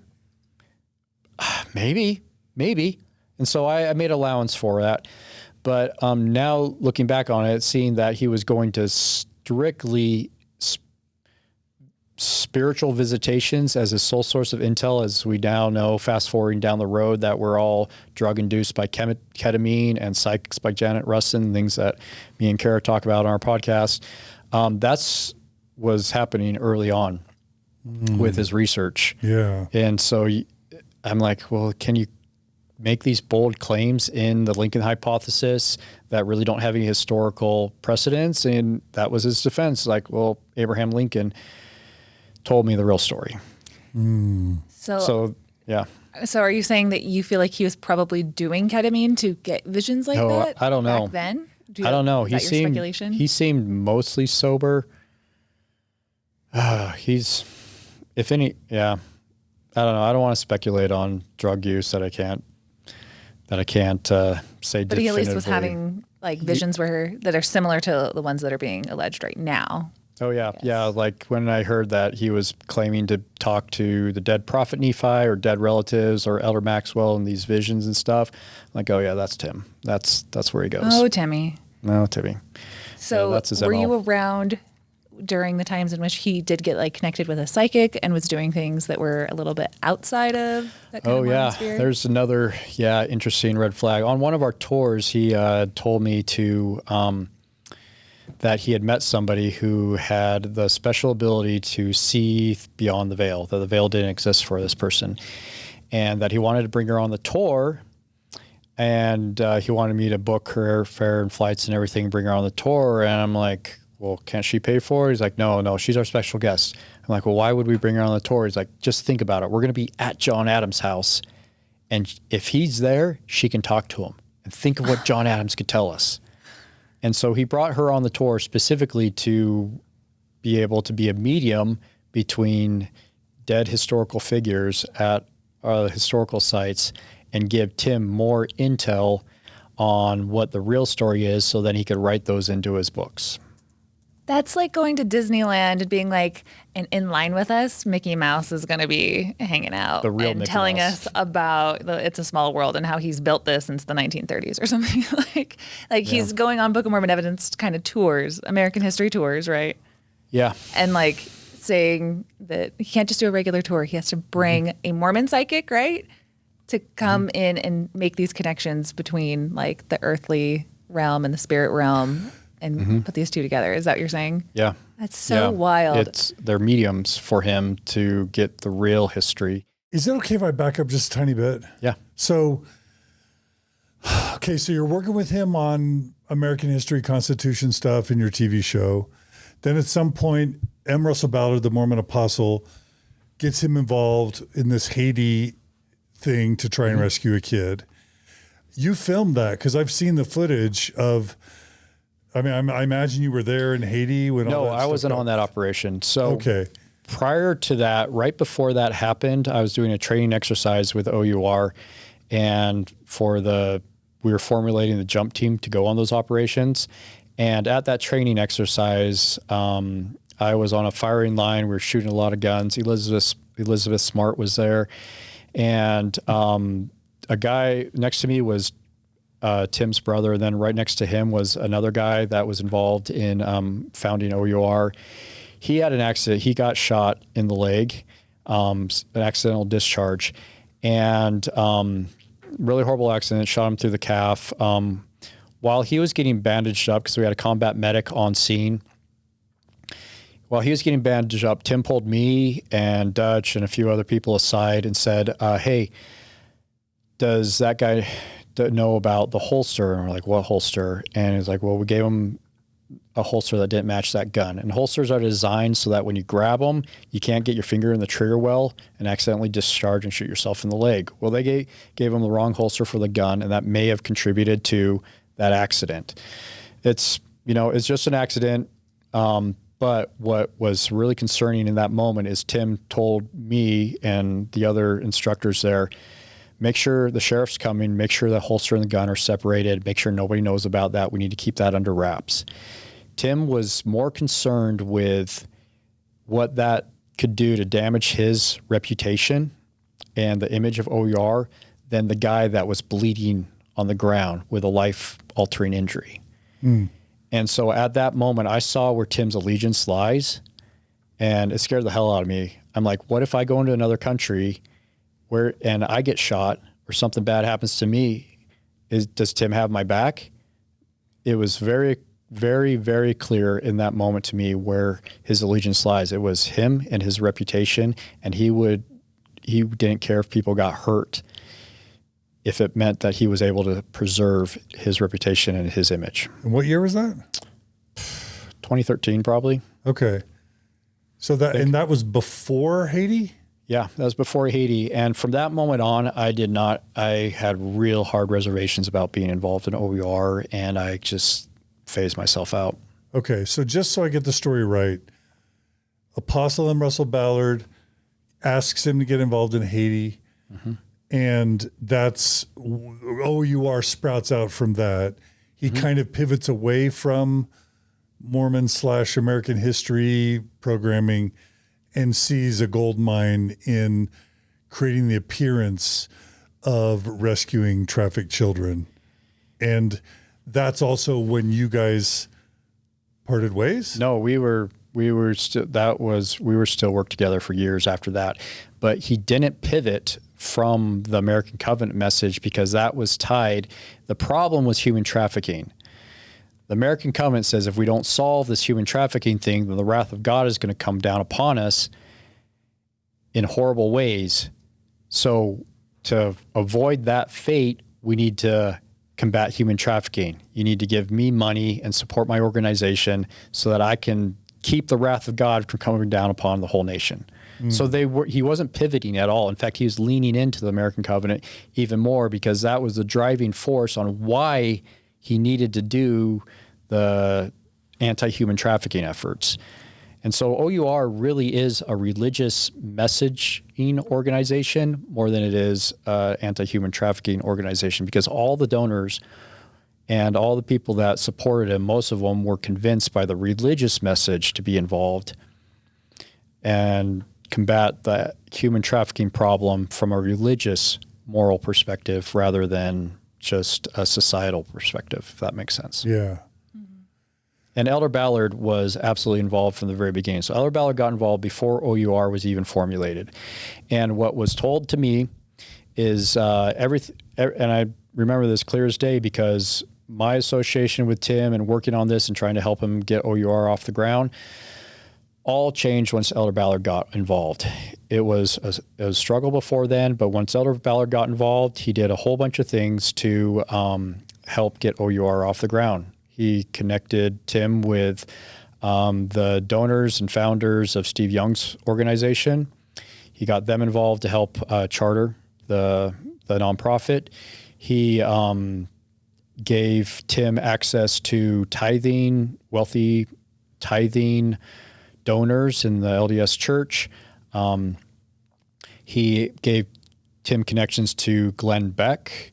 And Glenn Beck, there's no way Glenn Beck would have got on board and provided the first $1 million for OUR and supported Tim wholeheartedly from the very beginning without the endorsement of Elder Ballard. So everything changed, and OUR got started and founded because of Elder Ballard's involvement from the very beginning. Yeah. Okay. And weren't you witness to like book deals and like in any way that the church was able to amplify the message they did? Yeah, Elder Ballard loved Tim's message. He helped facilitate the Deseret book, taking Tim on as an author. Were there like 4 or 5 books Tim Ballard ended up selling through Deseret Books? Yeah. Mm-hmm. Okay. Yeah. And there's one conversation I overheard where Elder Ballard and Tim were talking. Elder Ballard asked if Tim had signed the contract with Deseret Book. Tim was like, yeah. He asked, and Elder Ballard asked, well, what'd they give you for royalties? And he said 10%. And Elder Ballard scoffed. He's like, you deserve 12%. He's like, don't worry about it. I'll take care of it. And I assume he took care of it. Mm. So Elder Ballard was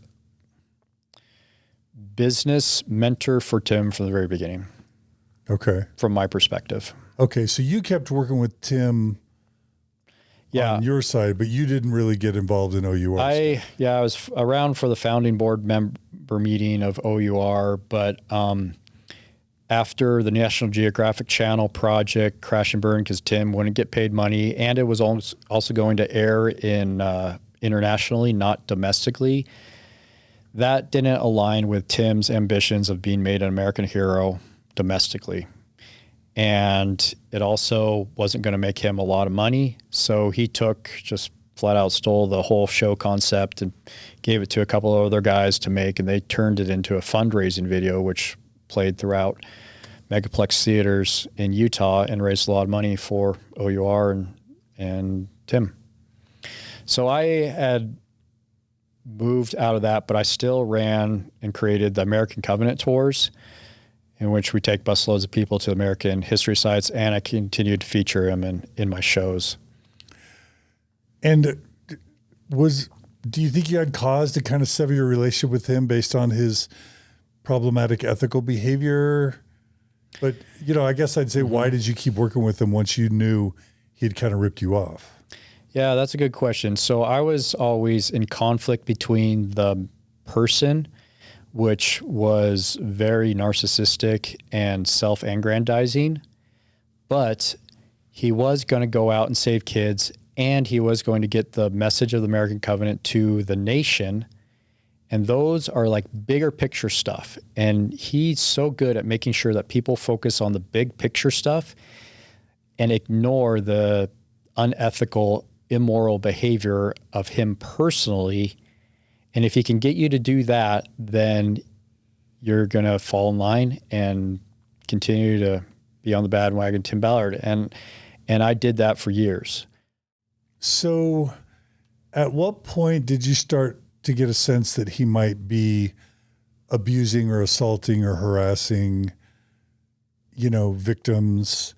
Is that something that you just learned about recently, or while you were still working with him, did you start to, or that he wasn't really rescuing children, that it was all kind of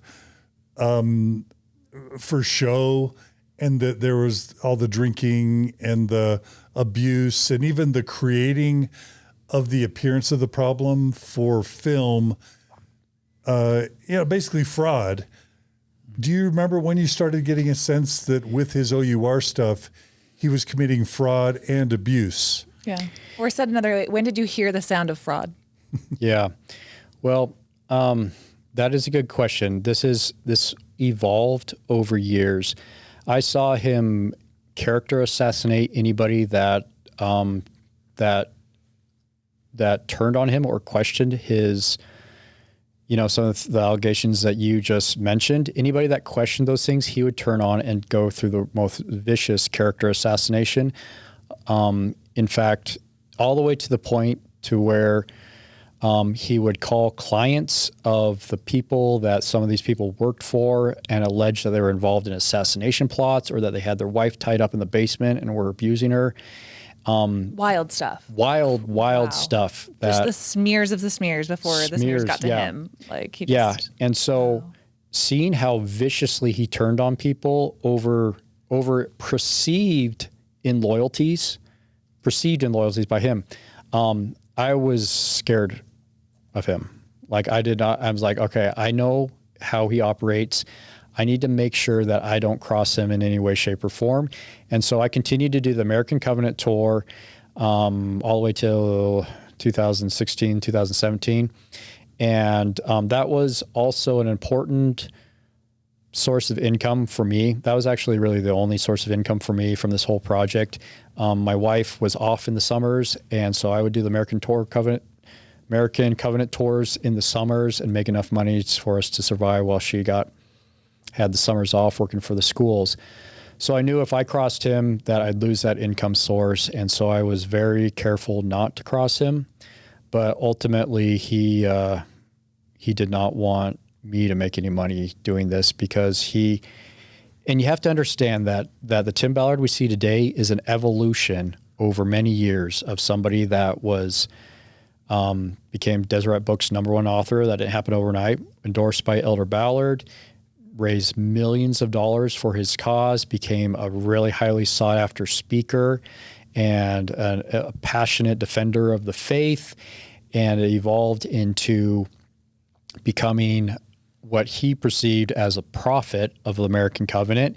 And then all of this stuff built this guy's ego up into what we see now as the Tim Ballard of today. And so the sexual assault allegations, the allegations of fraud, and the misrepresentation of what he's actually doing in anti-sex trafficking endeavors, that all has grown out of these conditions,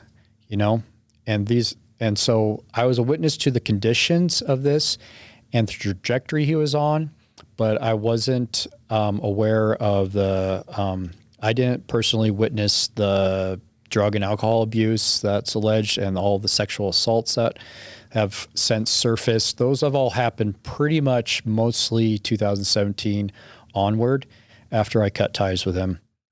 So did y'all have a falling out that led to you not working with him anymore? What was that like? Well, it all happened around the same time that I got a special calling from Elder Ballard. Oh, tell us about that.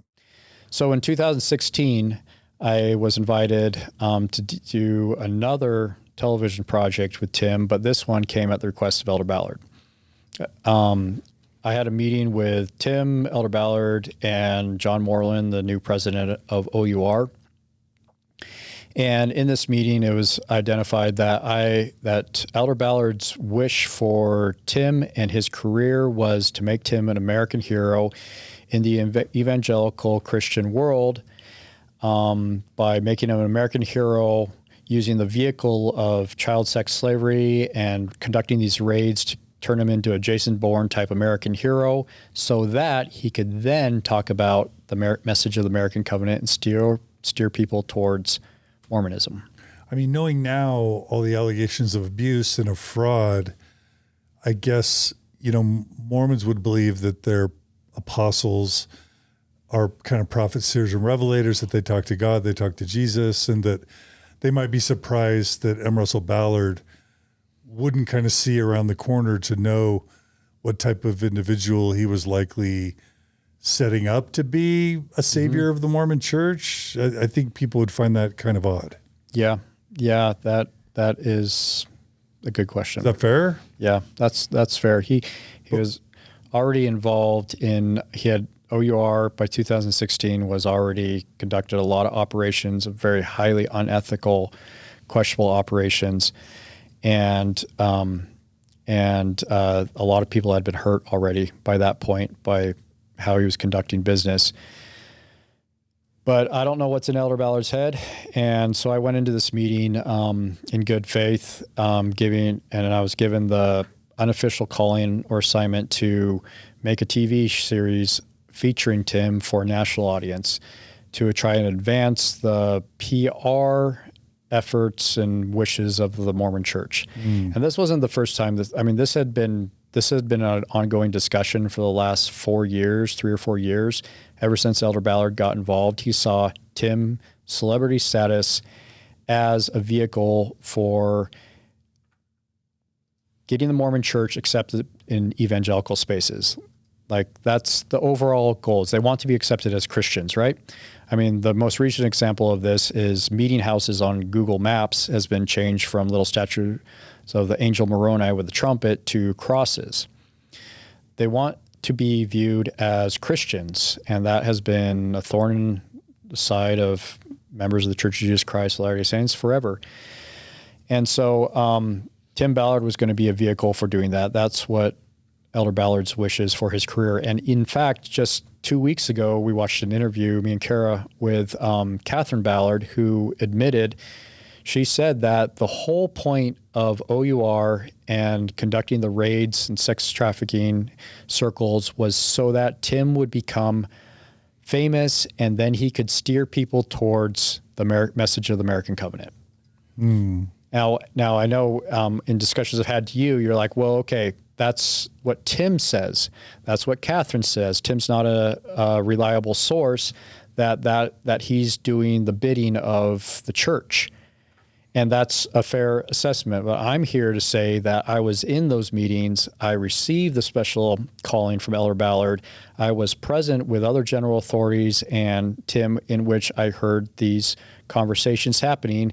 The church wanted to use Tim's sex trafficking efforts, anti-sex trafficking efforts, to make himself an American hero that would reflect well on the Mormon Church. So Ballard calls this meeting, you're there, then what happens? Yeah, so I get my assignment. Tim wanted to start shooting the very next week, which was not possible. I was assigned to basically pull a TV show out of a hat with no funding, no resources. I asked for the church's resources. They gave me this assignment. They have a lot of money. I can do this, but not without any sort of funding or resources. That's really difficult. And Elder Ballard's counsel to us was like, well, you just need to think hard. You need to pray. You need to figure out the Lord's way, because what the reality is they did not want to see this show as Mormon propaganda. They needed to be produced by an independent producer like myself, so that it wouldn't be traced back as an effort of the LDS Church, because that would be immediately rejected by evangelical Christianity, right? So Ballard, Elder Apostle M. Russell Ballard, was kind of wanting to deceive people. I don't know how else to say it. He wanted to create content or programs that would influence people, but hide the fact that he was directly behind it, and try to hide the fact that, at least at first blush, it was even related to the church. Yeah, that's a fair statement.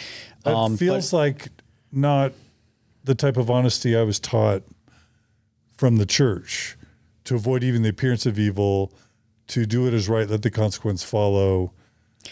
That just doesn't feel honest to me. And it wasn't just Elder Ballard. There's a lot of people in the church involved in this. And one of the first conversations where this was brought up to me back in 2012, 2013 was the church PR wanted to scrub the internet, came up with a plan, and we're discussing possibility of scrubbing the internet of Tim Ballard's Mormon connections, and then publishing a non-Mormon book version of his book so that he could rise faster without the hindrance of his Mormon connections in the evangelical church's culture. They wanted to scrub the internet of Tim Ballard's Mormon connections so he could rise to stardom faster. And in so doing, it was determined that it'd probably be too costly, and probably wouldn't work if they did that. So that's even more that's on a whole nother level of deception, to hide Tim Ballard's Mormon connections. And I remember this specifically because Tim talked to me about this, like, here's what they want to do. And if they do that, they're going to probably need you to take down your TV show, which is very clearly Mormon. And I was like, dang, that would really suck. But I was willing to go along with it if it was for the greater good of the Mormon church.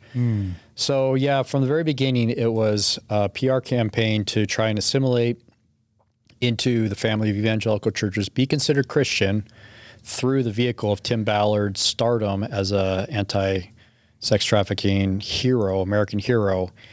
And that was the primary interest the church had in him, from my perspective. Okay, so you were there, you were excited.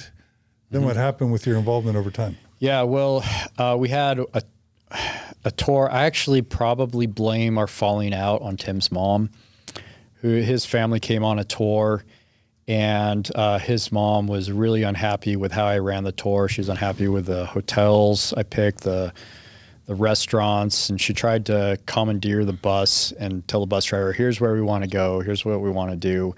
And I had to shut her down. So like, this isn't your tour. This isn't Rancho Cucamonga, Sister Ballard. Yeah, and he has a interesting relationship with his mom. Let me just put it that way. Who's very controlling.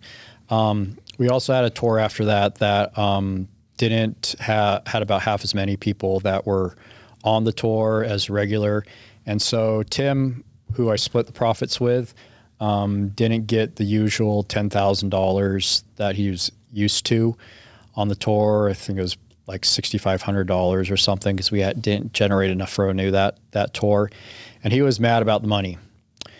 He demanded that I turn over all my. He wanted to audit me, turn over my itinerary, the tour contacts, all my business documents, budgets, and demanded that I give him all the money in my bank account from that tour. Were you making decent money from these tours at the time? I'd make about $10,000 a summer. Okay. Personally. Yeah. And which was that was a big part of the income for my family. We couldn't survive without that. So how would you describe him as a business partner in terms of finances? Up until that point, it was fine. It was smooth sailing. And I give him about $10,000 for coming on the tour. He'd just have to show up, speak on the bus, stay in nice hotels, and all expenses paid. But at that point, he really wanted to consolidate his power and control over all the money. And that's what the whiteboard meeting, if you've been following the Tim Ballard saga, is all about, is him taking control of all the revenue streams. Were you at the whiteboard meeting? No, I wasn't, but my friends were, people that I know, and we're going to talk about this on our podcast. We have actually somebody from the whiteboard meeting that we're going to interview. Yeah. Okay. Anyways. It's like meeting an original 12 apostle. Yeah, it's like the Last Supper, the big part of the story. So he just flat out hijacked the whole business from me because he wanted control and wanted all the money. And I had seen him viciously character assassinate so many people by that point. And it was kind of the last straw. I didn't want to work with this guy anymore anyways. So I gave him everything I want, just hoping that he'd leave me alone. And he took... was what year? 2017. It was right after, it was really shortly after, may have been 2016. I'd have to look exactly. It was shortly after I got my calling and assignment from Elder Ballard. So that project never happened. And I had a falling out with Tim. Did you follow up with Elder Ballard and say, hey, this is what happened, or, No, all my everything went through Tim. I didn't have direct access to Elder Ballard. Okay. So did you feel disappointed? Oh yeah, it was the biggest stab in the back for me personally that I have ever experienced.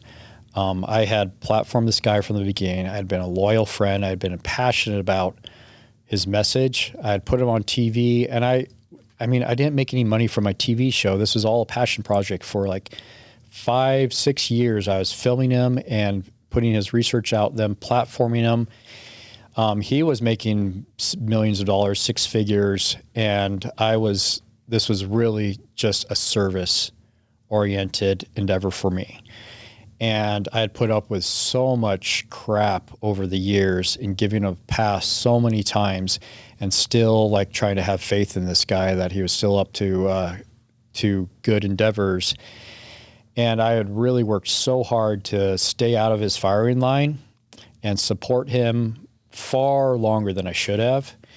And then for him to turn on me, steal my business, cut me off, it was the biggest stab in the back that I have ever experienced, and it hurt really bad. Like, a smart business person wants, number one, to compensate people fairly, because that's how businesses succeed and grow.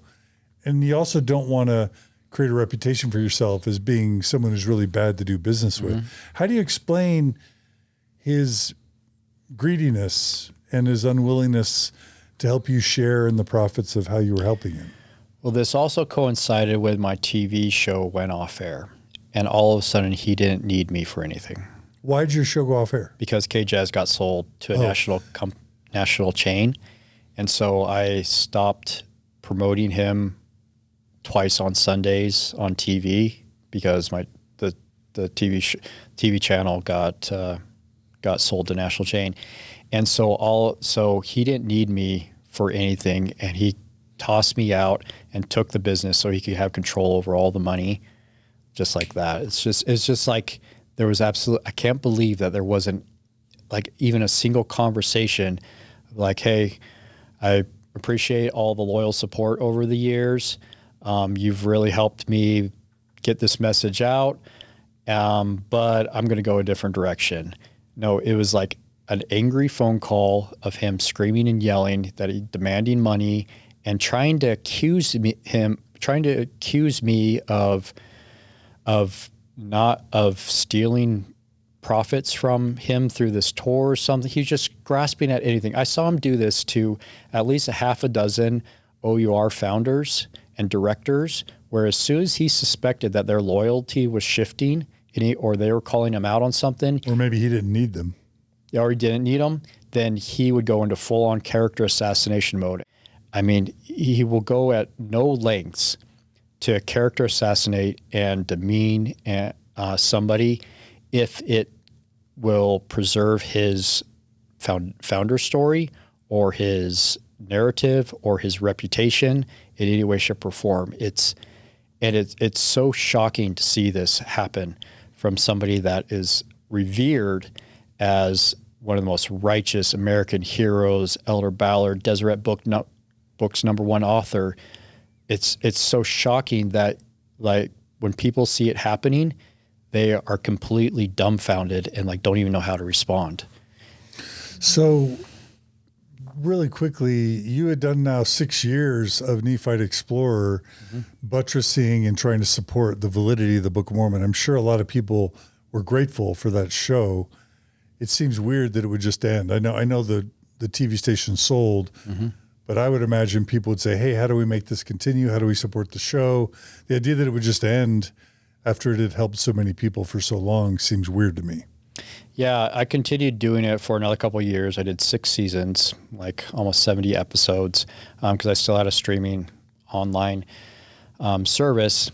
However, Elder Ballard's continued support of Tim really, really bothered me because he continued to support him all the way. In 2019, Elder Ballard went on the American Covenant tour with Tim. Elder Ballard spoke at BYU, Idaho, calling Tim as like the best source for Nephi's vision and pilgrims to promote his book and stuff. Elder Ballard like had this guy's back all along the way, whereas I'm seeing him, he's leaving a trail of carnage in people's lives, that he's taking people that are very passionate about anti-human trafficking, bringing them to the organization in, using them, and then spitting them out and character assassinating everybody he's worked with. Like you talked about good business practices. This was the absolute opposite. He has created an army of people that hate him because he turned on them and they thought they were getting involved in something, a good cause, a righteous cause, a religious cause. And then once they worked with Tim long enough, they came to an opposite conclusion that this guy is a narcissistic monster that is in it for fame and money. And they feel very used and betrayed. I'm so sorry. There's just an army of people. Like I could name a dozen people's names right now of people that feel the exact same way as me. But again, everybody's afraid to oppose Tim Ballard because he's this star, and he's conflated himself attacking him with attacking the Mormon Church. And people don't want to be seen as attacking the Mormon Church. I don't want to be seen as somebody that's just out there attacking the Mormon Church either. But these things need to be brought to light. The truth of all of this needs to be brought to light. And I was ashamed at the time that promoting Tim through the leadership of the church, their efforts and stuff was, like you said, deceptive. And I don't think that's the best way of handling this. I think you can be a missionary, more effective missionary by being examples of integrity and honesty and openness and transparency and stuff, rather than trying to do things through the back door in a deceptive way, unfortunately. Okay. So by 2015, 16, you part ways with him. Nephite Explorer lasts a couple more years at the most. Should we switch to your faith journey now a little bit? Sure. And talk about when that started. And by the way, let's bring Scout in here a little bit. Scout, by that time, how old are you? By 2015, 16. Yeah. Like You're 11, yeah. 10, 11. Yeah. And you had gone with your dad on a lot of these shoots and I went stuff. on a bunch of tours. I'd go on shoots. I'd go to like conferences. What's that like for you? I was super into it. I mean, I'm my father's daughter. I'm just like him. And so I loved going on the tours. Those were super, super fun. It was a lot of like the people on the tours like totally loved me. So I felt like very like cool and loved on the tours. She was in charge of the roll call on the bus. Yeah, I would do roll call. I got to do all the fun little jobs and things. And I was pretty young to understand like a lot of the stuff that was being talked about, but the things that I could grasp, I found fascinating. I remember sometimes I would go to Sunday school and we'd be talking about something and I'd be like, oh my gosh, they talked about this in one of the conferences that my dad talked about, and I would try to tell it to like my Sunday school class, and then the Sunday school teachers would be like, yeah, so we can talk to you about that after class if that's all right. And I would be like, oh. And I was so excited to like share all this knowledge that I gained from my dad and from the stuff that he was doing, but it was kind of controversial within the church, and especially as an 11-year-old, people were like, what is she talking about? And so I thought it was great, but I remember kind of slowly realizing that it wasn't something that I could be super open about, like what my dad was doing and things like that, because people didn't receive it as well as I thought they would. But I loved it, and I remember whenever we were driving to conferences and things like that, we would talk for hours and hours about the Book of Mormon, and just kind of like what we're doing right now, like we would have big discussions about theology and the possibilities of the church, and I was all for it. I thought it was pretty amazing. So Yeah, I found total kindred spirit in her from a really young age. She was super fascinated with the complexities of spirituality and theology and scripture and trying to prove it's right and what does this mean and how does this apply to your life and stuff. And so she became my sidekick like early on. I'd take her on all the film shoots that I could, to all the Nephite Explorers as well as the tours. And she was my one kid that wanted to come on all the tours, all the Book of Mormon Heartland geography tours and the American Covenant tours. And she just, I don't know, was a really strange kid where she'd sit on the bus with all these old people where we talk about American history and scriptures and she'd eat it up. She just ate it up and loved it. I'd bring a notebook. I'd take notes. Yeah. Yeah. I wish I could be in your young women's class when you'd start talking about, Yeah. Joseph Smith found these bones in a mound and he said this about them. And they're probably like, what is she smoking? Yeah. Seriously. So Scout, you probably felt like you had a really strong testimony of the Book of Mormon. Mm-hmm. Right? I read the Book of Mormon for the first time, like cover to cover, when I was probably like 11 or 12. And then I think I've probably read it cover to cover like 8 times, more than that. Okay. I read it every single day. I would read a chapter every single night before bed. And I caught her once reading the Book of Mormon in Spanish. I'm like, why are you reading in Spanish?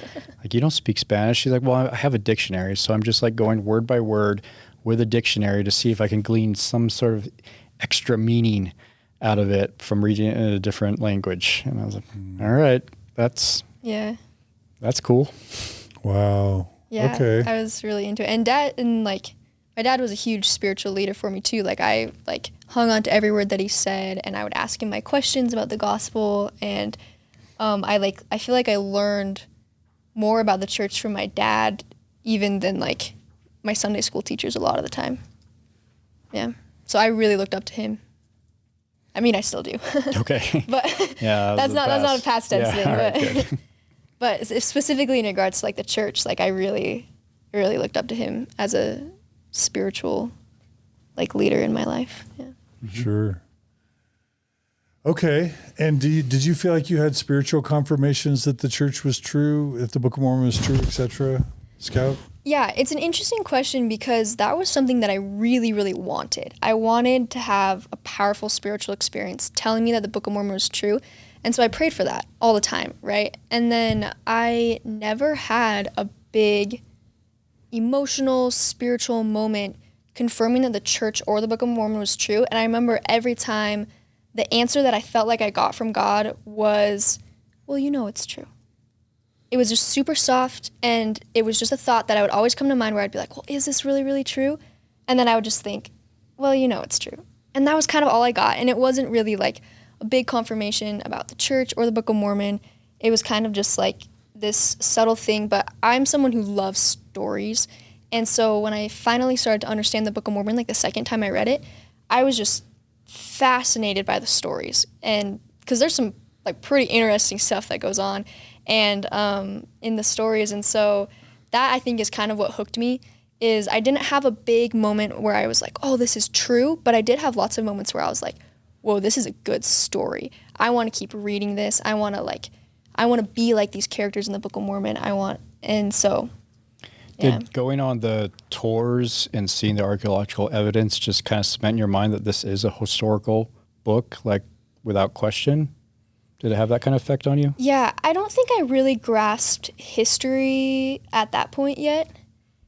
And so it was more like I had heard the stories and I knew that they happened, but I don't think I fully understood that, like history is stuff that had happened in the past and like real people and things like that. And I feel like the church history tours were really fun, but it was really fun to see the mounds and stuff, but I don't think I ever had a moment where I like really grasped like, oh, these were real people who really lived here.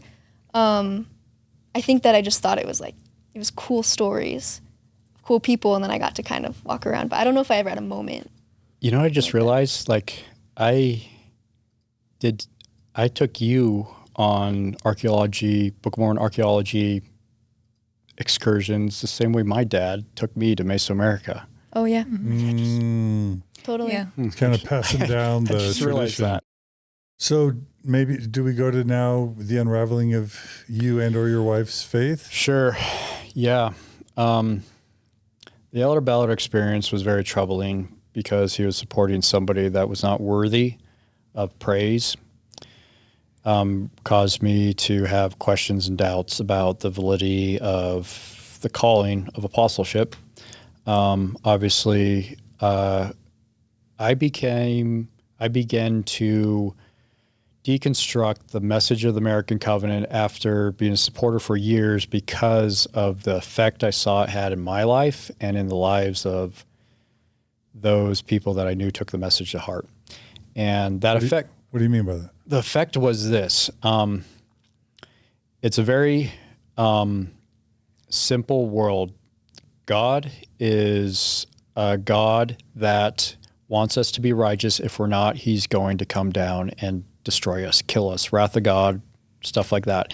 The same way that the Nephites, when Jesus Christ announced his arrival to the Nephites in the Book of Mormon, he came down by first genocidally killing off hundreds of thousands of Nephites through causing cities to be burned. He buried alive some. He drowns others in sea. So that's the kind of God that that Tim Ballard was in his book saying is the God today that's ruling over us. And it's one based in fear. It's one that sets us to fear God in a way that we need to be righteous, or he's going to destroy us. I mean, it's the same God that's identified in D&C 132, where Emma, you need to obey polygamy or God's going to destroy you. When people take that message to heart, they live in a state of fear. That manifests itself in a number of different ways. One, becomes a huge prepper mantra. I started going down the road, Scout shaking her head, of hardcore prepping for the wrath of God to come down upon the world and nation. Guns, ammo, gas masks, food storage, trying to come up with contingency plans for every sort of inevitable disaster, nuclear, biological, chemical, civil war, unrest, all the stuff that's where your mind goes when you start fearing the wrath of God come down on a nation collectively. Now, the bigger problem, though, with taking this message to heart, and what I saw in myself that I'm not proud of, is if you fear that God's going to destroy you and come down and do awful things to you, your family, and your nation, if the nation isn't righteous, then you start looking around the nation and be like, all right, so who among us is the unrighteous fellow countrymen? Who among in our society is unrighteous? And the default for Christian extremism or Mormon extremism, or whatever you want to call it, is to go after people that have a different viewpoint or lifestyle sexually than what's very defined and non-conforming from the Bible. The lightning rod that I saw come out on this is the finger pointing towards LGBTQ, homosexual, transgender people as being identified as, well, that's unrighteous people. And that seems like low-hanging fruit for Christian extremism, is to like point the finger at them, like they're going to bring the wrath of God down upon us. And being in this state of fear, you then want to do something to oppose what you see as immorality. And I saw myself going down the path of speaking out, and I did an episode on Nephite Explorer discussing this, about opposing gay marriage and seeing people that were living in what was determined a non-Christian lifestyle as the problem and the reason the wrath of God is going to come down upon all of us. And so can you see how that would elevate the importance of opposing them? It's a matter of life and death when you're in this mental space. Yeah. Does that make sense? The gay menace, they're going to bring calamity and destruction to the world. Mm-hmm. That's basic evangelical Christianity, and it's the logical outgrowth of the Mormon anti-LGBTQ policies. So yeah, he came by it honestly. But Tim Ballard took it to a whole nother level. He's saying this is going to happen today. Like destructions are imminent if we don't solve the moral decay of society. Yeah. And so he would, he not only, when I knew him, he was attacking, the gay rights, gay marriage, political efforts. And now more recently, he was doing the couple's ruse. Yeah. Yeah. There's no moral depravity there. Don't look the other way. But then he's also pivoted to now the transgender movement, opposing people with transgender identities, as identifying them as part of the moral decay. And so all of his followers like, okay, yeah, that's part of the moral decay. That's going to bring down the wrath of God upon us. If we don't stop that, then the wrath of God in some horrible way, natural calamities, famine, pestilence, something's horrible is going to happen to me and my family if I don't oppose that. It's kind of a little bit contradictory because on the one hand, all those preppers want Jesus to come. But if they're trying to fight off the coming of Jesus by stopping the gay trans menace, then they're delaying the coming of Jesus. So it's a little bit schizophrenic, maybe. Yeah, totally. I know. Which is it? You want him to come or not? If you want him to come, let the LGBTQ menace flourish, right? Yeah, well, here's the reality of it. When I got totally ammoed up and I had all my guns and ammo and my house in the mountains and everything and my food storage, I'm like, all right, bring it on. I'm ready for this. It's almost like it's along the same lines as the zombie apocalypse. Why are so many people like into the zombie apocalypse? And I believe it's because in that scenario, fantasizing about the scenario, zombies are these slow moving creatures that you can totally become Bruce Lee over, and they just like cut down left and right. They shoot them up. They like can take on 100 zombies.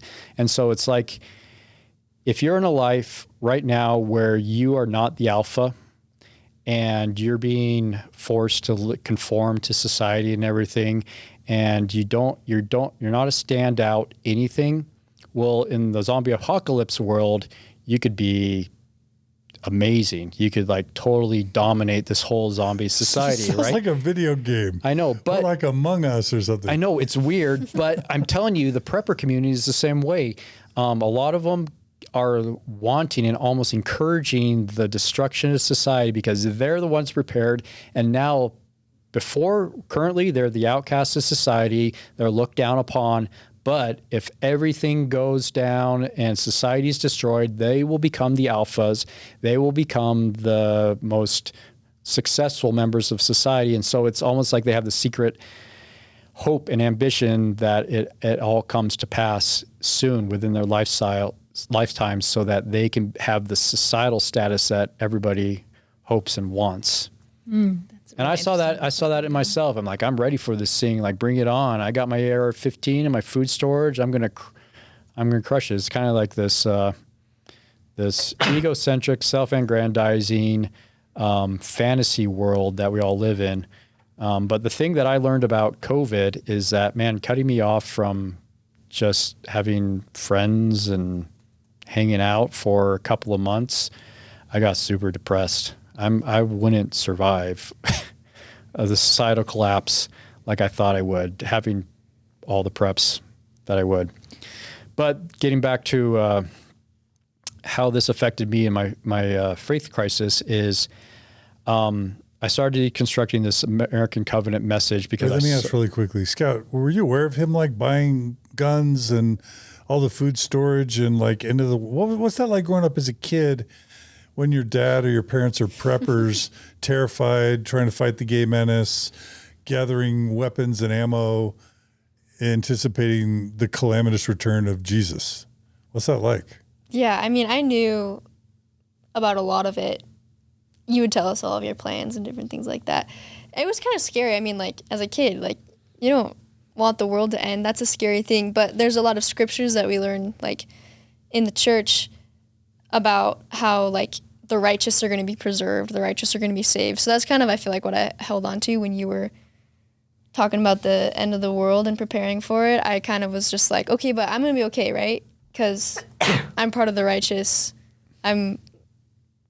Those scriptures are going to be about me, where I'm going to be saved and protected by God throughout the calamity, and it's going to be the evil who are cut down. And so I think that I was pretty freaked out, but also had a lot of just faith that I was going to be protected by God, and I think also faith that my dad was preparing for in the right ways and things like that. But yeah, the reality of it was all of my preparations were to compensate for fear and a lack of faith. Like, if I had 100% faith that God would protect us, then why wouldn't we just rely on God? Why would I need all these guns and ammo and food storage and everything else? So it was really a compensation for a lack of faith more than anything. But it's a message based in fear, and it bothers me even today. Like, not too long ago, President Nelson reiterated in a conference talk that tithing is fire insurance, that because of the statement that if you pay your tithing, then you'll be preserved at the last day of burning. He's reiterating kind of just one little concept, this whole idea that you pay your tithing, you do what's righteous, and you're not going to be destroyed. I don't like that message. I didn't like the results it was. I didn't like living in fear. I didn't like what it was doing to me and how I viewed my family that were gay. And I didn't like what it was doing to my heart. And so I was in an impossible situation again where I needed to either abandon this message or live in a state of fear. And it just wasn't working for you. It wasn't working. It was starting to wear you out. Mm-hmm. Yeah, it was wearing me out. Absolutely. I also think there's probably a strong correlation between disenfranchised Mormons who are disempowered financially, power-wise, socially. I think it seems like those who get involved in the prepper movement tend to not be the ones who have successful, Wall Street jobs and who are elders quorum president and bishops and moving up the ladder. It seems to be kind of less educated, lower SES, kind of rural Mormons. Is that fair? Not fair? I know you had your bachelor's degree. There are people that are living close to the edge of not making it. Yeah. That's when poverty line, any disruption to the economy or to lifestyle, that becomes an absolute devastating blow to not being able to put food on the table. Like paycheck to paycheck kind of thing. And so people like you're talking about, I don't think people like you're talking about that have lots of money, have a lot of cushion, and they can absorb in any sort of fluctuations in the economy or society.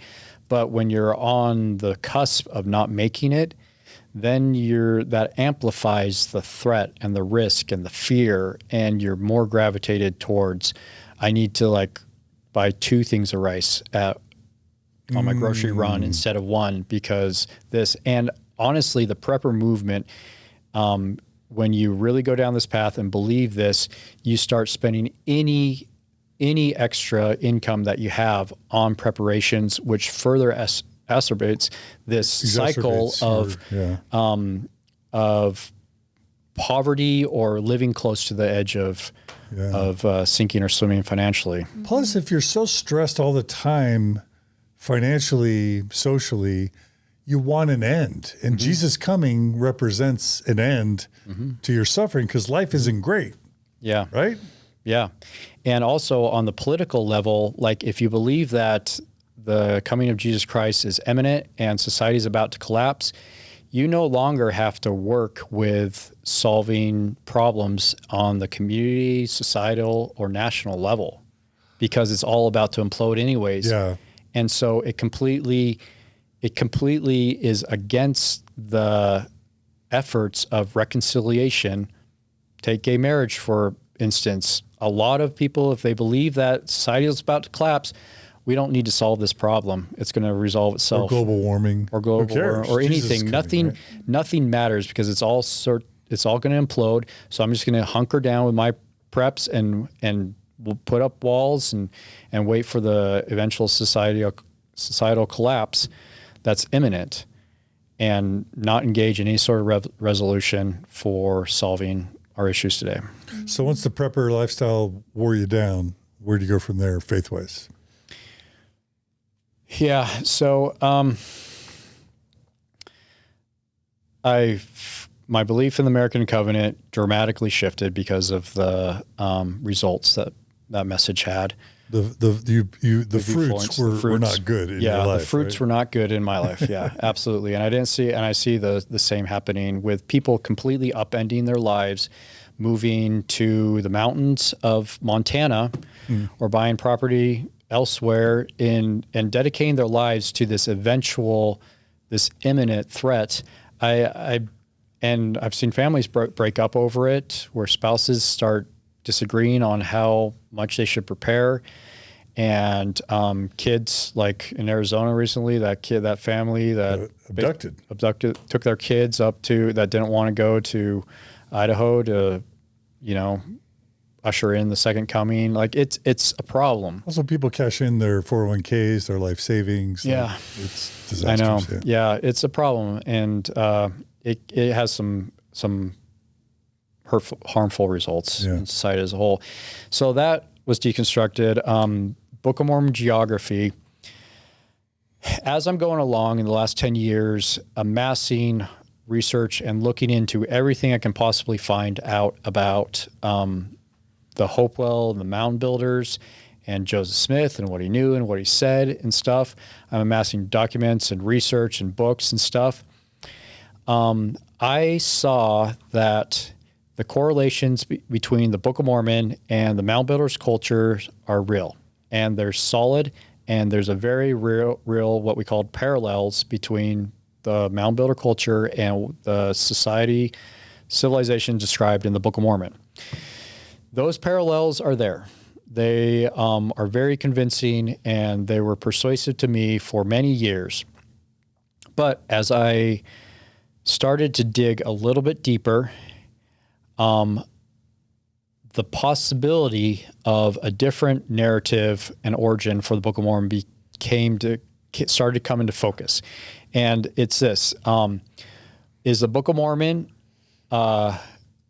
true because it reflects accurately the Hopewell culture and mounds, or were the Hopewell culture and mounds the inspiration for the Book of Mormon? Exactly. Which direction does it go? Which way it was. And so I started working on that problem. And were you buds with Meldrum and the Heartland movement and all those people? Yeah, totally. I had spoke at Rod's conferences. Multiple times? Yeah, multiple times. Were you feeling good about that community and Rod and how those conferences were working out? I was conflicted. I never was fully. Rod wanted me and my show to be part of his firm foundation. He wanted me to bring it into his streaming service and stuff, and I just wanted to keep an arm's distance from that. Mostly because I saw that the firm foundation, which really isn't a isn't a foundation, it's a for-profit organization, is primarily motivated by profit, and it's created a church within a church. Yeah. Some people would say a cult within a cult. Any objections, Carah? No. A church within a church, and with Rod as its leader. And Prophet, come on. Yeah, prophet. I don't think he would claim to be a prophet. No. President, I mean, yeah. Spokesman. Spokesperson for, yeah, we'll leave that alone. Okay. But it smells like something. Smells like it's actually a mirror image of the LDS Church. They've got a publishing arm. No cult leader says I'm a cult leader. You know? Yeah, that's true. Publishing arm, media distribution arm. He has conferences and tours and everything, and he invited me multiple times to be part of this. And I didn't want any of my content, or I didn't want to be controlled at all. I wanted the Nephite Explorer project to be an authentic investigation into searching for truth. And I knew if I was financially tied to him and part of his organization, then I wouldn't have creative control whatsoever over any of that. And a lot of the research that they put out was highly dubious. I mean, he went down the path of the universal model. I was about to say creative control. Like if you wanted to say that the earth had like lava and magma in it, and he said, no, we can't do that. It has to have a water core. You might butt heads over something like that. Like creative control to follow science on certain things. Yeah. I couldn't get behind the universal model of the Book of Mormon that says the earth is or universal model of the earth, which says it's only 6,000 years old. Things like that. He went off into a lot of strange theological ideas that I was just focused on what I wanted to be focused on. So I didn't want to be part of that, but we did work closely. I spoke at his conferences. He advertised and appeared on my TV show alongside others. And so he supported me early on. But when it was clear that I wouldn't turn over my content and be part of his revenue generating machine, then I stopped getting invitations to conferences. And it really took a turn for the worse, that relationship, when around this whole time, while I was having doubts about certain aspects of Book of Mormon geography and American history and everything, my wife was going through a faith crisis of her own, based around polygamy and the patriarchy. Do you have just a couple examples of what was bothering? Yeah, so Scout has a twin brother, and he's an awesome kid, love him to death. But as we watch boy-girl twins grow up in the church, they are treated very differently.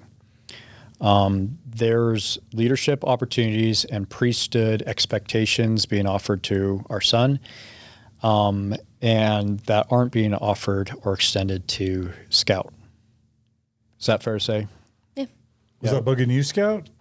As you were A little going through bit, it? but I was always the president of Young Women's and all of the things. And so I feel like I got a lot of leadership opportunities, but I didn't get the priesthood, which was kind of a little bit of a struggle. But I also very much felt like I was the type of person that was well, I'll just go to God myself. I don't need to go through a man or through anybody. And I feel like that was just kind of something that I felt intuitively since I was very young, was I'll just pray myself. I don't need to go to someone else. And so it wasn't something that I noticed particularly growing up, because I feel like I was a golden Mormon child, and so I was getting a lot of praise for what I was doing anyways.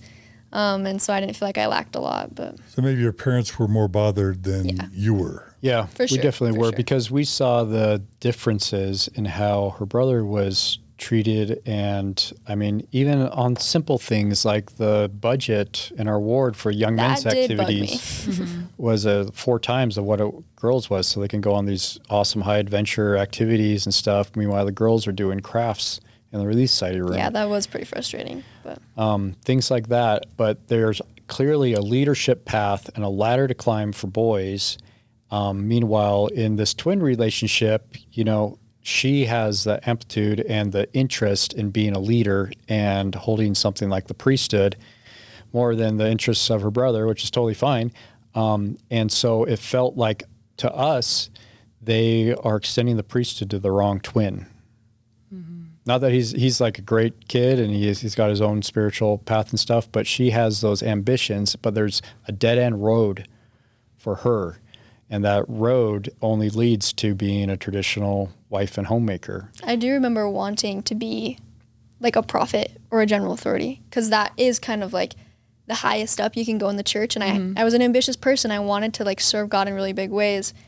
And I remember thinking so what do I do then? Because I can't be a prophet or a general authority. And I was maybe Relief Society president, something like that. And yeah, and I think it was kind of similar to you, where I kind of was maybe I'm going to have to make myself some sort of spiritual leader if the church won't do that for me. Yeah, and it was so sad to me because we work together. I know Scout and all that she has to offer, and she's so good at finding the hard in trying to reconcile spirituality and morality and religion. It's just a hard thing to wrap your head around no matter who you are. And she thrives being in that hard place. And she loves working through it. And she has so much to offer that I'm they are missing the talents of so many amazing women that I know, and Scout being one of them, that have so much to offer, and there's no pathway for them to offer, make that offering and stuff. And I mean, not to go off on a tangent, but that's how I feel the same way about gay and transgender people as well. I have several family members that are gay and or transgender, and they are some of the most amazing people in my life. Absolutely. I mean, to be in the church and gay or transgender, you've put your faith through the ringer, and they've come out some of the most amazing people in the world that I've ever met. And this new policy that just came out is one of my family members is a transgender teacher in the church, and she's going to have to. She's being released from her calling because of this new policy, and it's just like it's the wrong take to take this talent pool of amazing people and try and push them out.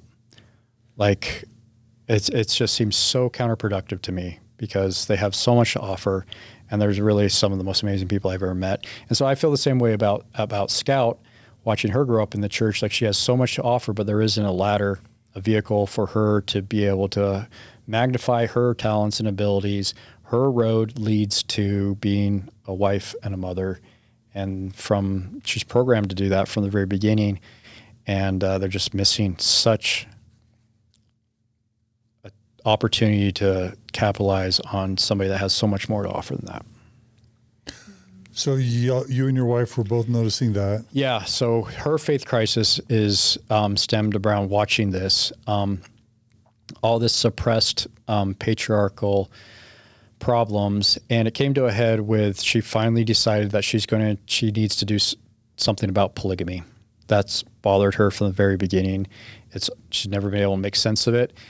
And so I was actually on one of our tours, and she calls me in tears, being like, I have to figure this stuff about D&C 132 out. It's bothering me so bad.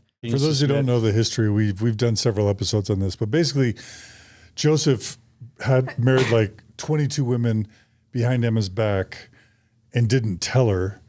And then she found out, and he hadn't received any revelations justifying the polygamy yet. So he had to figure out, well, I got to come up with a revelation now, and I got to find a way to put Emma in her place.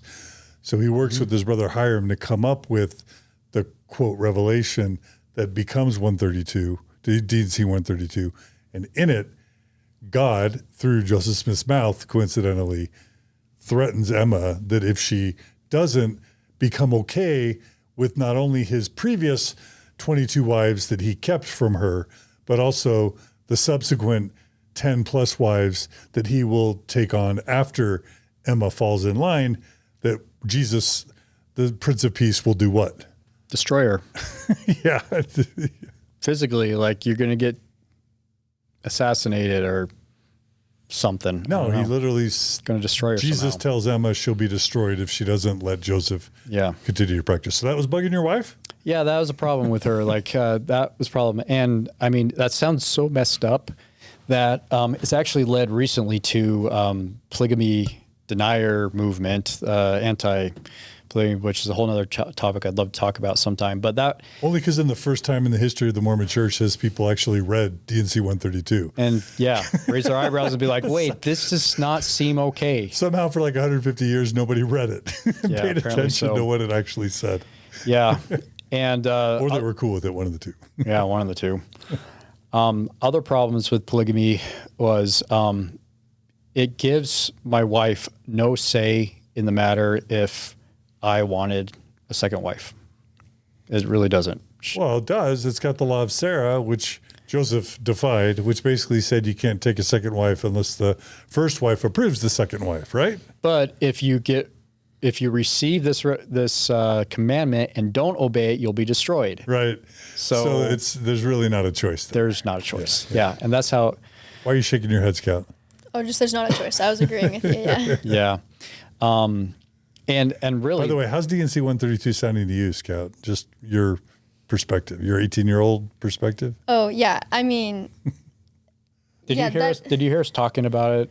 Yeah, I heard all the conversations. There's a portion of my life where I started to intentionally tune it out and try not to listen, but it was kind of difficult because you guys would talk about it very openly all the time in all the spaces. So I did hear a lot about this, and pretty much I agreed. I was like, yeah, that sounds like pretty crazy. There's no part of me that thinks that could be right in any way. But yeah, I agreed. Okay. Yeah. Right. Yeah, and when you don't have a choice like that, D&C 132, really the foundation for polygamy is the same as slavery, because the women are identified in D&C 132 as commodities that can be given. If God can give a wife to a person, the woman is a commodity. So it sets the basis for women to be commodities, which is the foundation of slavery. Because it talks about God, again, in D&C 132, God's like, and if they keep their covenants, they'll be given to the men. But if they don't keep their covenants, they'll be taken from them. So it's literally cattle, right? Yeah, it's literally cattle. It's literally slaves. The foundation of polygamy, as identified, is the same foundation justification as slavery, which makes it so crazy that Tim would try and use Mormon theology and group Mormons in the same camp as slaves because they're oppressed, when really, and we'll get into this hopefully in another discussion. Mormon women in some ways are the real, are actually more closely aligned with slaves. And possibly. Yeah, possibly. Anyway, so this is all very troubling to my wife Amber. When President Nelson came to power and authority of the Mormon Church, in one of his first conference talks, he actually quotes from D&C 132. And I think he identified that as saying, now listen to these words of God to his prophet. And he quoted something from 132 that wasn't really polygamy related, but it showed that he is in support and believes in 132, which is no surprise because he's living spiritual polygamy by being sealed to more than one wife. And one of his counselors, Elder Oaks, is also doing the same thing. And so we had a pro-132, pro-polygamist first presidency come into power, and hearing people testify in church of the divinity of President Nelson's calling was too much for her. And I agreed with her. So your wife was the first domino? She was working. Yeah, she was falling faster than I was. I was clinging on to any shred of faith in some of the things I believe with my fingernails for as long as I could. So Scott, do you remember when your mom kind of lost her faith over this stuff? Was she talking to you about it? Were you in the loop, or was this kind of hidden from you? Yeah, so some of like my core memories are road trips. My family does a lot of road trips, and I always sat in the row closest to my parents. They were in the front driving. And I remember you guys would have really intense discussions about polygamy on these road trips. And I would listen because I'd always listen to your conversations and the different things that you guys had to say. And it was pretty heavy stuff. And I was like, this is really intense. This is really big. But it felt like one of the first times that I didn't really want to be a part of the conversation that my dad was having. I always wanted to be at all the conferences. I wanted to be in the room. I wanted to be listening, and I wanted to be talking to my dad about certain things. But then he started going down this path of like denying a lot of the things that he had taught me my whole life about Joseph Smith's, like righteousness and things like that. And that was one of the first times where I was like, maybe do I want to be listening anymore? Maybe I should tune this out. And sometimes I would put headphones in. I'd be like, this probably isn't something that I should be listening to. And it's like what we're taught as from a very young age in the church to, shun any anti-Mormon information whatsoever, unless it's by divinely appointed sources. You shouldn't be listening. And so I had this moment where I was like, wait, should I be listening to my dad and my mom having these conversations about Joseph Smith and things that I've never even heard of Joseph Smith doing? Like, I thought he was great. I thought he was like this righteous guy, right? And so sometimes I'd put headphones in and I'd try to not listen to what you guys were saying. But I gathered enough information to realize that this was something that was going to change our family's life. What's it like to be a faithful, devout Mormon, even a Mormon apologist kid, and to see your parents slowly declining into apostasy? What was that like? You want to read a poem? Yeah, that's actually, so part of my deconstruction process after I left the church was to go back through my whole experience and write a poetry book about it and publish it on Amazon. Show the book. Yeah. What's it called? It's called Not All Sheep Who Wander Have Lost Him. And we'll include a link in the show notes. Please buy this book, support Scout, and it's a great poetry book. But you're going to read us, what are you going to read us? I'm going to read you guys a poem right in the beginning about what it was like having my parents leave the church. It's called Like a Country on page 16.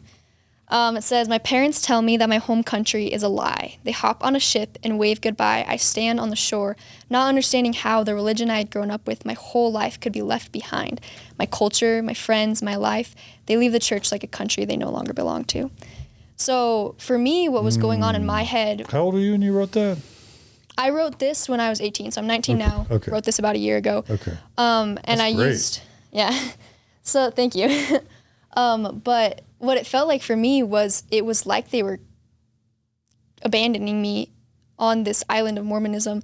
And It's like they raised you as Americans and then moved to Germany. Yeah, because, I mean, Mormonism is a whole culture. Yeah. I didn't have a single friend who wasn't Mormon. Most of our family, like extended family and everyone was a member of this church.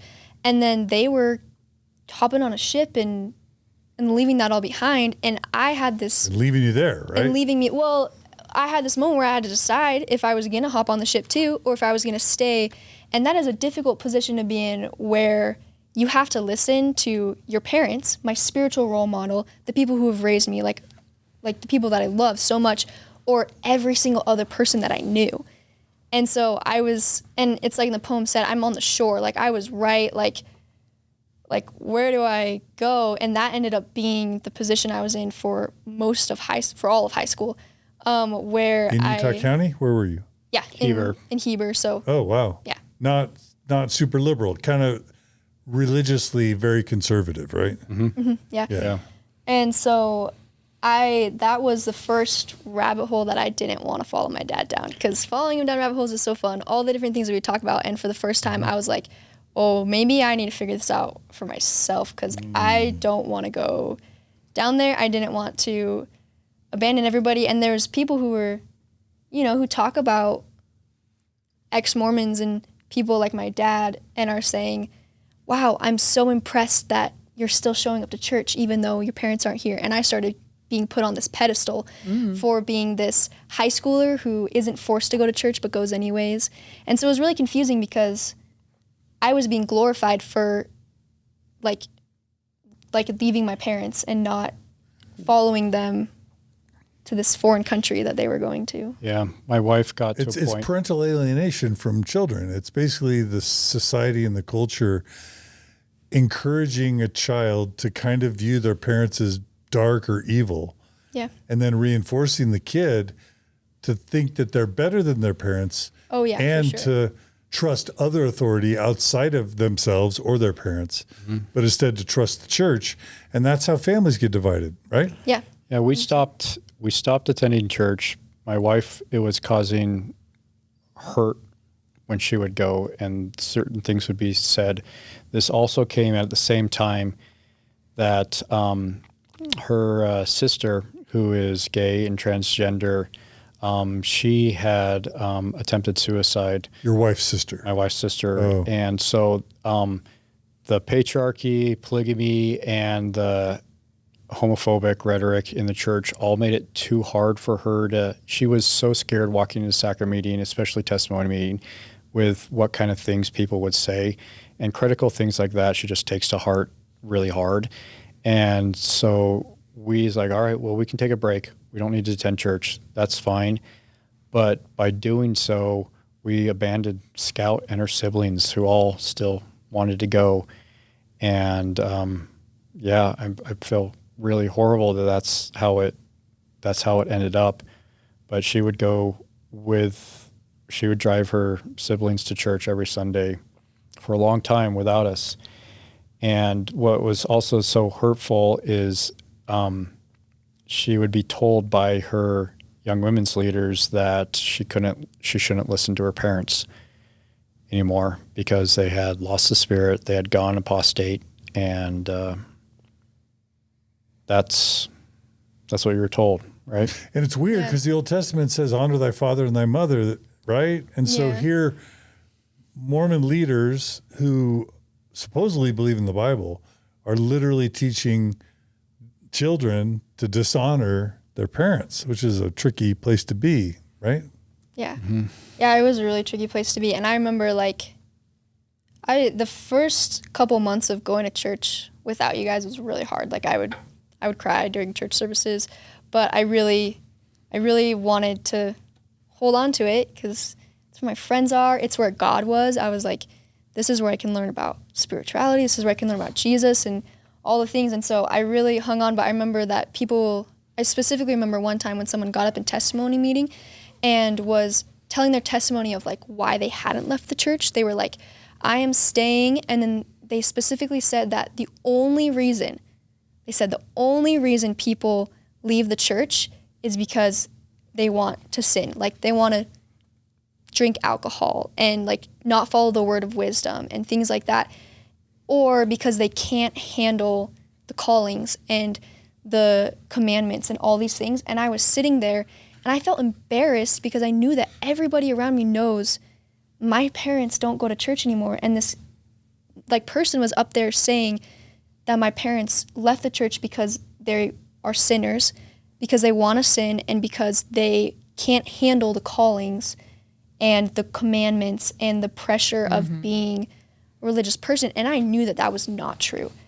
Like I Who'd done more than your dad, I know. right? Right? Yeah. Did you start a TV show? Yeah, he had committed his entire life to this gospel, and there was people in the church while I was sitting by myself without him saying that like horrible things about my dad, and it was a hard place to be in the church, and while everyone is saying things about my parents that I knew weren't true.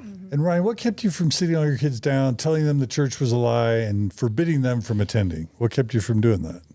I'm not saying that would have been the right thing to do. Yeah. We didn't do that either, but I'm curious why you didn't do that. Knowing how dedicated I was to devoting my life to upholding and defending the church and its doctrines and everything, having these doubts and coming across these questions that unravel that belief is the most excruciating experience of my life.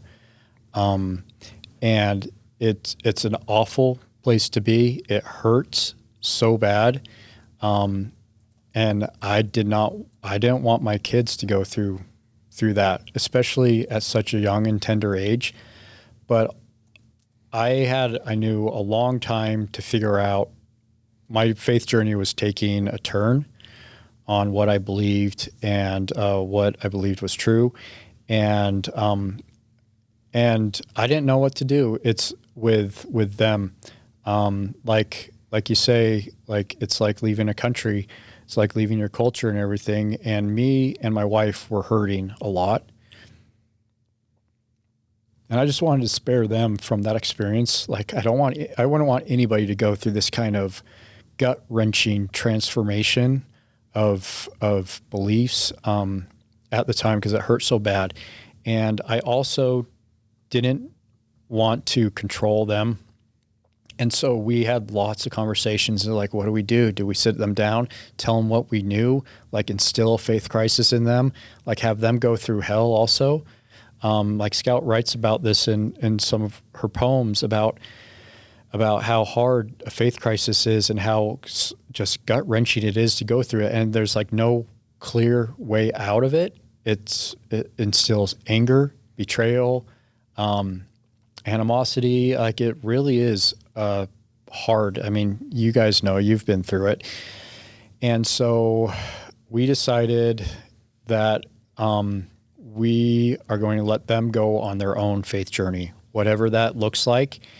And if they want to be active, faithful members of the church, then I don't want to take control of her life and say, you have to do it my way. That's just where we ended up. And Scout, from your perspective now, looking back, was that the right decision for them to let you have your own journey? Or, you know, because there's a lot of parents right now that are in this boat of they're questioning, they're doubting, or they don't believe, they're PMO, physically and mentally out, and they're trying to figure out, oh, my kids, they're in school, all their friends, all their, you know, it'll be disruptive, it'll be hard. Do you have an opinion about what the, quote, right approach for a parent should be when they've raised their kids to be faithful Mormons and then they stop believing? Yeah, it's a tricky question because I know like everyone's circumstances are different, but for me, I think that was 100% the right decision. To let me do my own thing, because I feel like to the extent that it could, it preserved our relationship. I think knowing that my parents loved and supported me no matter what I did, like, that's really powerful. Just having that kind of unconditional love. And so I feel like that really preserved our relationship in a lot of ways. And also being someone who's like in college now and watching so many people who, like my friends and people in my classes and stuff, who have left home for the first time, everyone goes through a faith crisis of some point. And I think that for a lot of people, and especially kids in Utah, that happens when they graduate.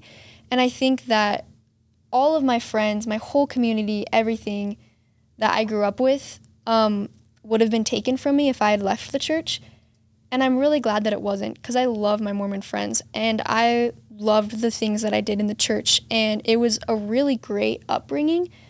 Deconstructing it was really, really hard, but it would have been harder to do that in high school than it was when I graduated. Because when I graduated, I was able to leave the church pretty like easily, because I no longer had young women's leaders and people who knew me and were inviting me places. I had just moved and it was like a clean slate. And so for me, it was a perfect time for me to leave the church was after I graduated, like officially leave. Because before then, everybody I knew was Mormon, and I would have had to, just like my parents, leave all of that behind to go to who knows where.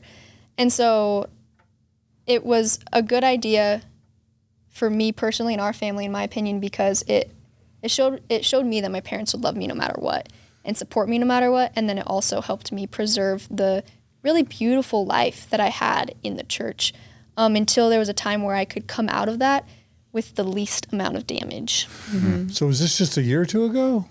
Yeah, so it's a little bit of like a faded line, because I did You're going through your own questioning. Yeah, for all of high school I questioned but the it Mormon wasn't church really heavily. So wait, let's talk about that. So what were your questions?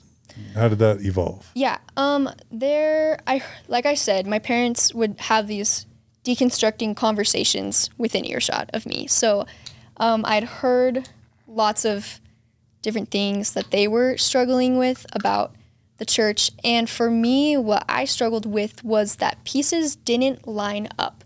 There was a lot of like contradictions within the church that didn't really make sense. And so I started just exploring a lot of things that just didn't make sense. Something that was difficult for me was the plan of salvation and baptisms for the dead. I felt like if this is God who created the heavens and the earth and the smallest thing and the biggest thing, and it was so like powerful and like smart, came up with this plan where the way that people are going to get saved is for a couple Mormons, which Mormons, like on a scope of the entire world, are not that many people, you know, right. For a couple of them to hurry and baptize a bunch of dead people before Jesus comes again. And that is God's plan for saving the world. That didn't line up for me. There was a lot of loopholes in this plan that I was taught my whole life, where I was like, that's not a good plan. To save the entire world is to do nothing. And then right towards the end of the times, baptize everyone. Millions of Mormons have to do billions of baptisms for the dead and billions of marriage ceremonies and billions of endowment ceremonies. That's just a colossal investment of money and time, when you'd think a super all-powerful God could come up with a different way so that those people could be like, I don't know, curing cancer or malaria, or getting clean water to people that need it, or dealing with famines. Like, yeah. Are you saying it was a colossal waste of time and money for an all-powerful, all-knowing God? Yeah, 100%. And also, it did not at all reflect the character of Jesus in the Bible either. For me to get dressed up, super cute, in a nice dress, go into the temples, I was kind of like uncomfortable with how like fancy and nice the temples were. I would go there, get dunked underwater a couple times in a warm, like, I don't know, like font type thing. And then I would go home and I would have saved souls. That did not reflect Jesus in the Bible, who would like go in the dirt, go to the dark places. He would get hurt for people, all these different things. He put in work, and he went to the sinners, and he ate with the sinners, and all these different things. And I was just going to this super fancy building in my nice clothes Like and a country getting club. dunked on. Yeah, that did not reflect my idea of God and of the service that we were supposed to be doing if we were supposed to be like Jesus. There's a lot of subjects that I couldn't talk to her about when we were because this caused a huge rift in us. And I didn't know at the time that she was questioning the validity of the temple and the whole purpose of it until recently, last year, when she started writing these poems, and I read them for the first time. You want to read this one? This is something I didn't know you were going through at the time when you were going to the temple. Yeah. So this one is called Temple. It says, I sit in the temple lobby and cry, avoiding contact with the eyes of the women dressed in white. I watch my best friends go right on ahead. The front desk told me my recommend wasn't valid, as if I didn't already feel distant from my friends, battling all these doubts in a foreign country, too scared to let the truth come out, as if they wouldn't want to be friends with me, or instead try to convince me to stay in a place that feels like poison sometimes. The lobby chairs are comfortable, but not as comfortable as sitting in a room with your friends, doing what they say will save millions without breaking a sweat. I wish I wouldn't let it get to me, but there are tears on my cheeks, and I'm lonely, sitting in the lobby just thinking, Jesus would let me in. No, wait, you could have gone in, right? First of all, that's beautiful. But at that point you were choosing not to go? So that was a point where I had a temple recommend, but I hadn't renewed it that year. Oh. And I hadn't been in the temple in a really long time because I was struggling with the temple. I was like, I don't know if this is legit, but all my friends are going, and I was like, okay, I might as well go with my friends. As like kind of also like little act of faith, like, okay, like maybe the temple is legit. I'll try it.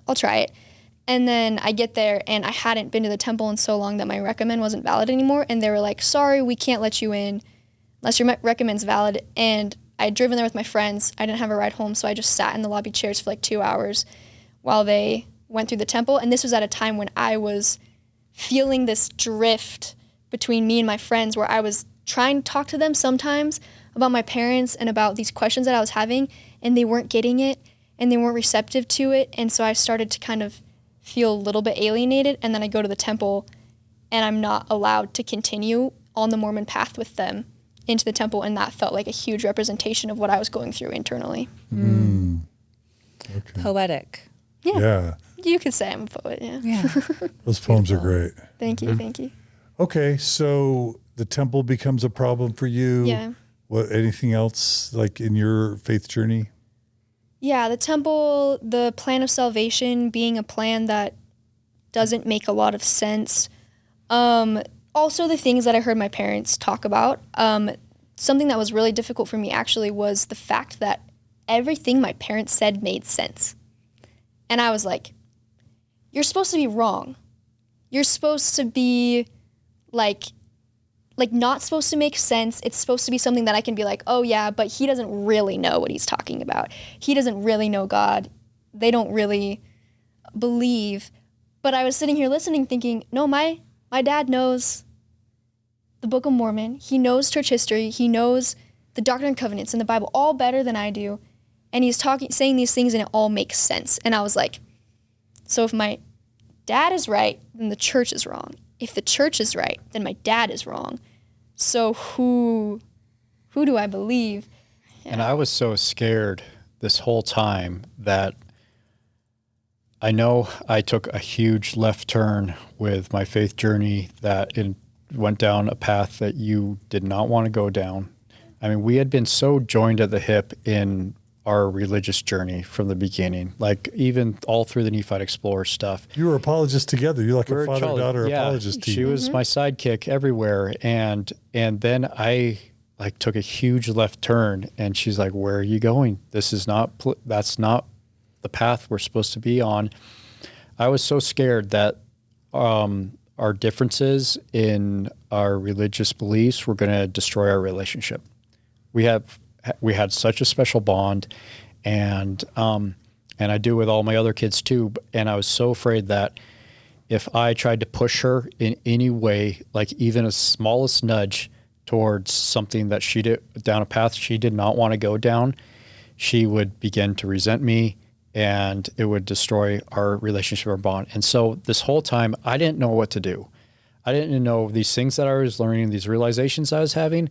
I didn't know what to do with my kids, but I did know that I did not want this to come in between us. And so the only thing that was on my mind the entire time was, don't let this drive a wedge in between us. Nice. That was like my biggest fear and my biggest concern. And for years, I knew I couldn't bring up subjects. I knew I couldn't talk with her. But at the same time, I'm like, damn, Scout is really smart. Like, if I figured this out, then she's going to apply herself. She's going to figure some things out. And I kind of had to like trust her process, like leave it in God's hands. Because I knew if I tried to like meddle in her faith journey and try and push her in one direction or another, that it would go bad. That's the only thing that I believed at that time. Good thinking, Dad. It's good thinking.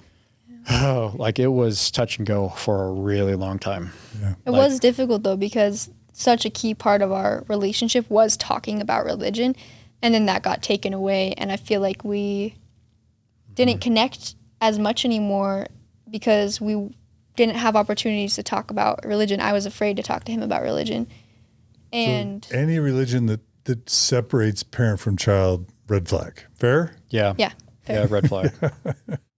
Yeah.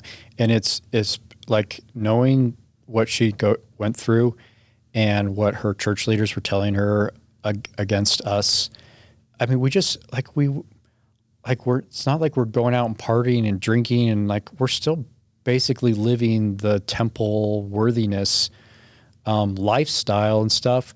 We just by stopping our attendance to church, put us in the box of apostate, lost the spirit, don't listen to anything they're saying.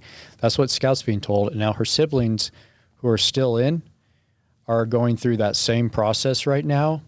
And it's really difficult to just sit back and trust my kids and trust that they will be okay, and not just like want to just yank them out, be like, forget this. Like, you're not having access to my kids anymore, and yank them out of church. That's a really hard urge to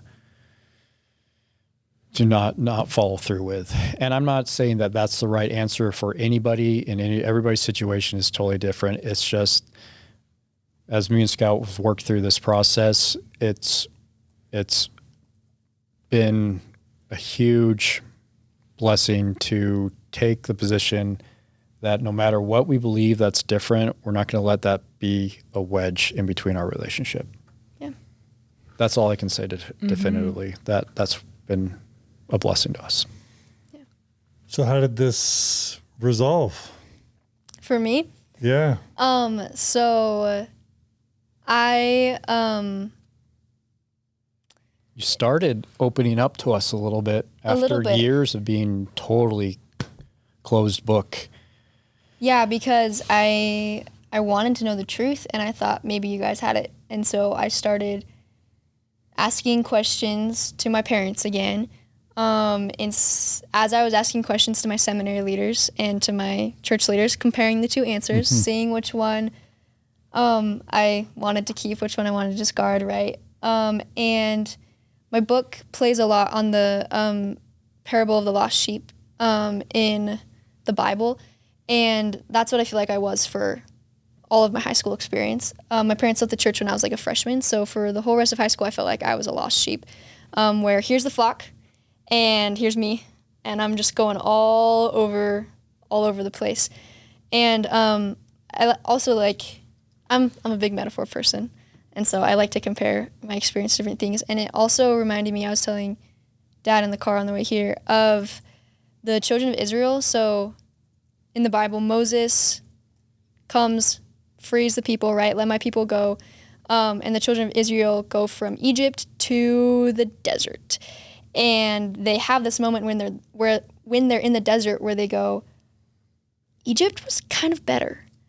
They're like, at least in Egypt we had food. At least in Egypt we had shelter. And I felt like I had been freed from Mormonism, right? I was in the process of being freed from, these not truths. But then I was just in the desert.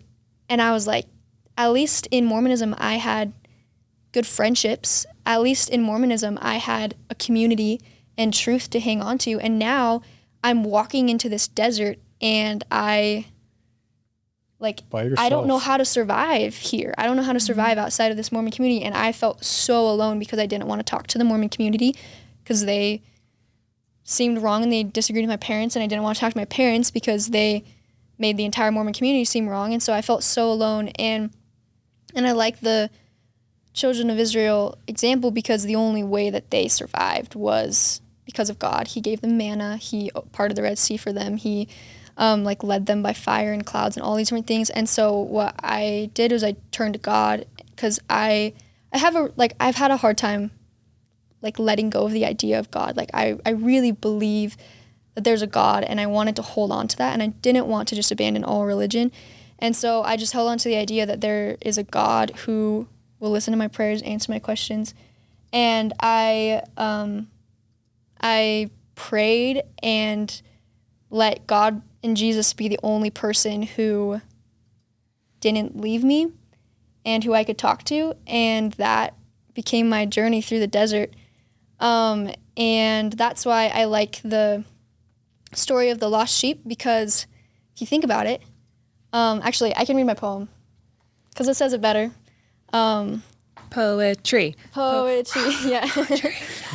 What's this one called? This one's called Rome. It's kind of the thesis poem of the whole book. And so the book is separated into 3 sections. The first is called The Chaos, and it's just about the chaos of leaving. The rug's been ripped out from under you. It's absolute chaos. The second part is about being a lost sheep and wandering, and then the third part is about finding a place to land. So this is a thesis poem for the second part. It says, "The wandering sheep was the one closest to Christ. So next time someone acts like questioning is wandering away from God, remember where God was when one of his sheep was struggling. He was not watching them leave, shaking his head and checking them off the list as if they just didn't fit in his flock. No, Jesus ran to be a part of the adventure, to keep the sheep safe until he could bring it back to a place of belonging. He loves you through the questioning. He wants to be with you in the doubting. He'd rather follow you up treacherous cliffs than sit in graves without any conflict. So doubt God with God. Question him as he carries you. Take him far away to where the views are great. And then when it is late and you are tired, let him lead you home. Notice how close you have become. Notice how much stronger your relationship is because you let him in on the doubting, because you let him climb over your mountains, because you asked him all your questions. And when you get back to the flock, have a celebration, not because you're home, but because you got to roam with Jesus." So that became like my mantra for my whole faith crisis. I was like, I'm doing this with God. It's going to be me and him in the wilderness. We're going to go all over, but I want to keep Jesus, because that felt like the only part of the church that was true and that was hopeful. And so I wanted to keep that. So I became a wandering sheep, far away from the flock, but at least God chose to be with me as I was wandering. And so that's how I survived the wilderness. That's how I feel like I made it through, and how I got over any anger towards my parents and towards the church leaders was just focusing on the love of God. Say the name of your book one more time. Not all sheep who wander have lost him. Mm-hmm. So I was a wandering sheep, but I didn't wander to become a sinner. I wandered so that I could come closer to Christ. So it's kind of the opposite of doubt your doubts. Like, no, go into your doubts. yeah. It doesn't mean that you're a bad person having doubts. It doesn't mean that you're striving to follow the adversary by wandering. It doesn't mean that you're not trying to find spirituality and religion and a purpose for your life by wandering away. Like, I think Scout's just like an amazing example of somebody that set out in the opposite direction of all of her friends who are right now on missions. Mm-hmm. And she's like, I'm going to take a different path and see where this takes me. And that's, I'm sure, scary and the exception to the rule. So many people follow the conveyor belt of Mormonism because they're so scared to step off of that path. And I was too. And it's interesting to me now that I think, John, you've said that it takes like a year for every decade you were in the church to work through it. And so Scout has become like an inspiration for me on somebody that has worked through the hurt and the pain and the anger and arrived at a really good place. And so I feel like our roles of spiritual leaders have totally flipped now. And like I can see that. Yeah. I draw inspiration from her, and this has become like our family scripture. Maybe don't call it scripture, but yeah. Yeah, I know. But it's inspiring, at least to me. Yeah. Wow. Okay, so how'd you tell them that you just weren't in it anymore? And Yeah. did y'all decide to attend other churches, or how did that work?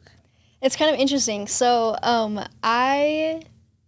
This is probably the only like interference that I probably did in your faith journey was just expose you to other ideas, right?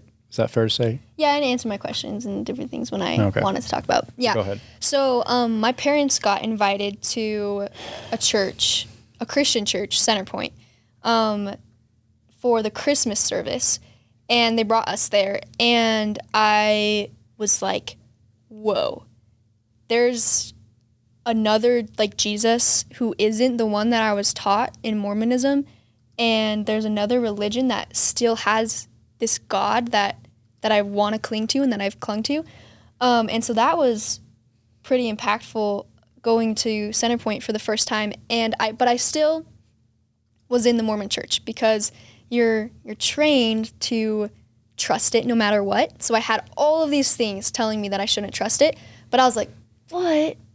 Gotta have faith, you know? So I wanted to stay, but my dad, he's a really religious person, or a very spiritual person, and I could see how much he was struggling, and I was like, Dad needs community, he needs God, he needs church, and this is what he built his entire life on, and it's lost, and he doesn't have anything like that to turn to. So I actually started going to the Christian church almost as a way to help my parents, because I was like, if I can get my parents to go to this church, maybe they'll be able to find healing. So I was still in the Mormon church, but my parents couldn't go to Mormon church, so maybe they could go to Christian church. So I started taking them to Christian church and my siblings to Mormon church on Sundays. Mm-hmm. And I kind of became like this little mediator. I was trying to like make sure that everyone in my family was like happy and had like good spiritual lives and had God and all these things.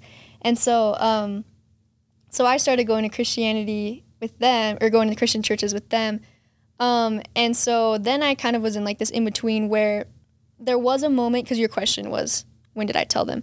I had my foot in both doors for most of high school, and then it wasn't until I graduated high school that I realized I wanted to leave and I wanted to be Christian. That was what I felt like was the most true thing that I had been exposed to, and that's what I wanted.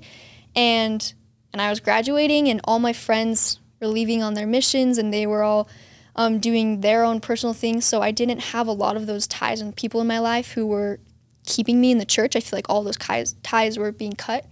And so were you tempted to go on a mission at all? I really wanted to, I want to serve God in big ways, right? And that was a really easy option in the sense that everybody's doing it. I could do it. I wanted to, spread the gospel and spread hope, but I knew that the church wasn't true, and I didn't want to do that for a church that wasn't true. So I definitely even sometimes still feel a little bit jealous of my friends who are on missions right now, who get to have all this glory for being a missionary and serving God, and then I kind of feel like I look like the one who just didn't want to serve God, wasn't really into that, decided wanted to go to publish college. a book about poetry, about faith journeying, Right. long Mormon stories, Yeah. and reach thousands of people with your cool story. Don't shoot yourself short there, Scout. Yeah, thanks, Carah. But yeah, so I definitely felt I felt left out, and I still sometimes a little bit feel left out. But I'm really grateful for the journey that I'm on, obviously, and all those things. But and if I can interject that, going to that Christmas program at Centerpoint in Orem, I walked in there. Me and my wife walked in there severely damaged and hurt, religion. Because you'd given everything. Yeah, I had literally given everything I absolutely had to try and for it to not work was very traumatizing, very damaged. But sitting in that congregation and realizing, wait, there is a version of Jesus that isn't a genocidal maniac in the Book of Mormon, killing people off. There's a version of Jesus that isn't going to be the American covenant wrath of God going to come down upon us.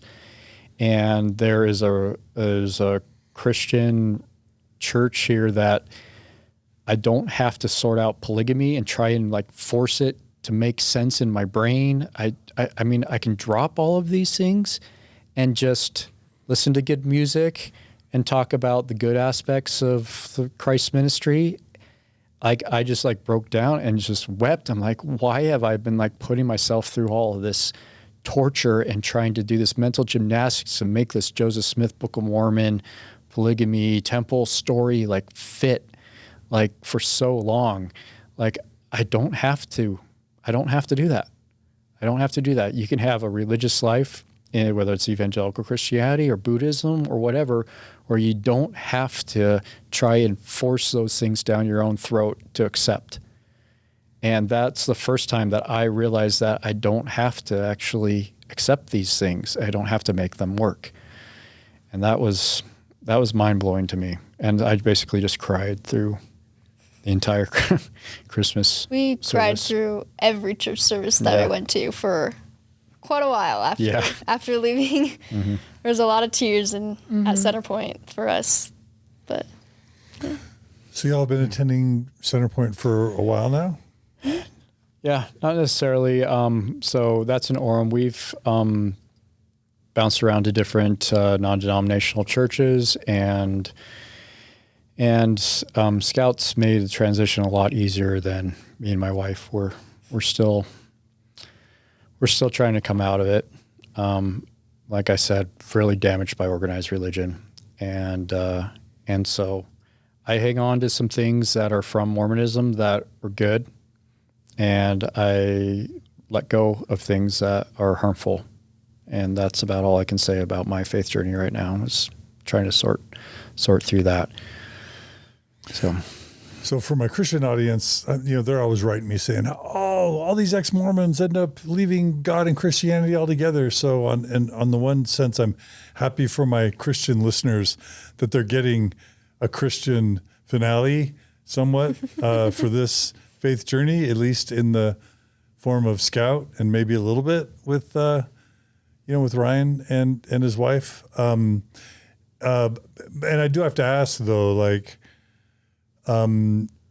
there are some who start out, like my friend Clint and Jenny Martin, they were big Centerpoint fans for a while.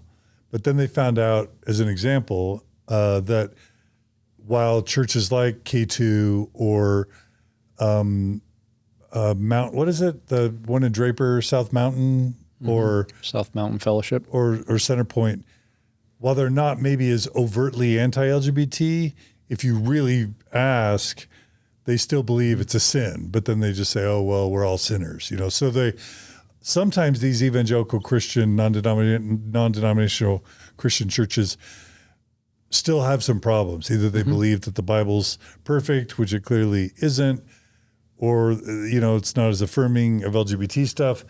Sometimes there are scandals in those churches. And then sometimes you can use the same tools to deconstruct the Book of Mormon as you can the Bible. And so have y'all even had thoughts about, have y'all confronted some of those questions or doubts that often confront people, Mormons, who move from Mormonism to more general Christianity, or has that not even come up yet? Yeah, And if someone finds happiness in Christianity, I'm thrilled. I just want people, because I don't think ex-Mormonism has all the answers. Yeah. And I think sometimes Christian churches or churches do a better job than ex-Mormonism at providing meaning and community and morals and support. So I celebrate it. I'm just curious if any of those doubts or questions have come up for y'all yet. Yeah, that's totally valid. In fact, I mean, you have a poem about that. I do, yeah. You want to read that one? Yeah, I can read that one too. And probably before I read it, also, I think that there is also a big difference between Christianity and Mormonism, just in the sense that, like I said before, like Mormonism is a cult. And I think that in Christianity, there's a lot more freedom to where if I do have a question, I can, go to the sources I want to go to. I can ask different people. If I decide not to go to Centerpoint anymore and to go to a different Christian church, I'm not rejected by my community, different things like that. You're not labeled as following Satan. I'm not labeled as following Satan, all these different things. So it is a lot different. Less cultish. Culture. Yeah, it's a lot. It's a lot less cultist, yeah. And so that's something that is really helpful when you're coming into Christianity to realize, oh, I have the freedom, and I'm not going to be put in a calling, and like I'm not going to be tied down to the church in any way and things like that. So that's really helpful. And I think also with the Bible specifically and comparing it to the Book of Mormon too, just the fact that there is actual evidence for the Bible being valid as a historical document, and the fact that there isn't any for the Book of Mormon, that's really encouraging as someone who's coming from Mormonism into Christianity to be like, oh, like there is evidence that these things actually took place. At least Jerusalem's a real place. At least Jerusalem's a real place. Who Exactly. the heck knows where that is? I'm very adverse to anybody telling anybody what the right way is, that they haven't figured it out. In any direction. In any direction. Ex-Mormons included, right? And ex-Mormons and evangelicals also. Yeah. Like there's people in every religion, in every social group, in every church that will tell people this is what you are supposed to do. This is the right way. And that's just like absolutely appalling that to me that anybody has anything figured out so definitively that can tell somebody else what they should do with their life. Yeah. That's kind of one of my big takeaways from this whole faith journey. The problem with coming out of Mormonism is you do give up so much community, and it's so hard to replace. And we've found that in Utah, at least, some of these non-denominational evangelical churches have become a gathering place for people like me, for sure, that are looking for community. And there's been like a Tuesday night class that we've gone to where we just meet other people that are wrestling with the same questions. South Mountain has that in Draper as well. Yeah, and that is incredibly healing and helpful, and everybody needs community to work through this hard project, and wherever you can find that community, that's wonderful. Like you need that, people need that, and so I'm not on here to say everybody should be Christian. You should join an evangelical church. No, please don't take it that way. Yeah.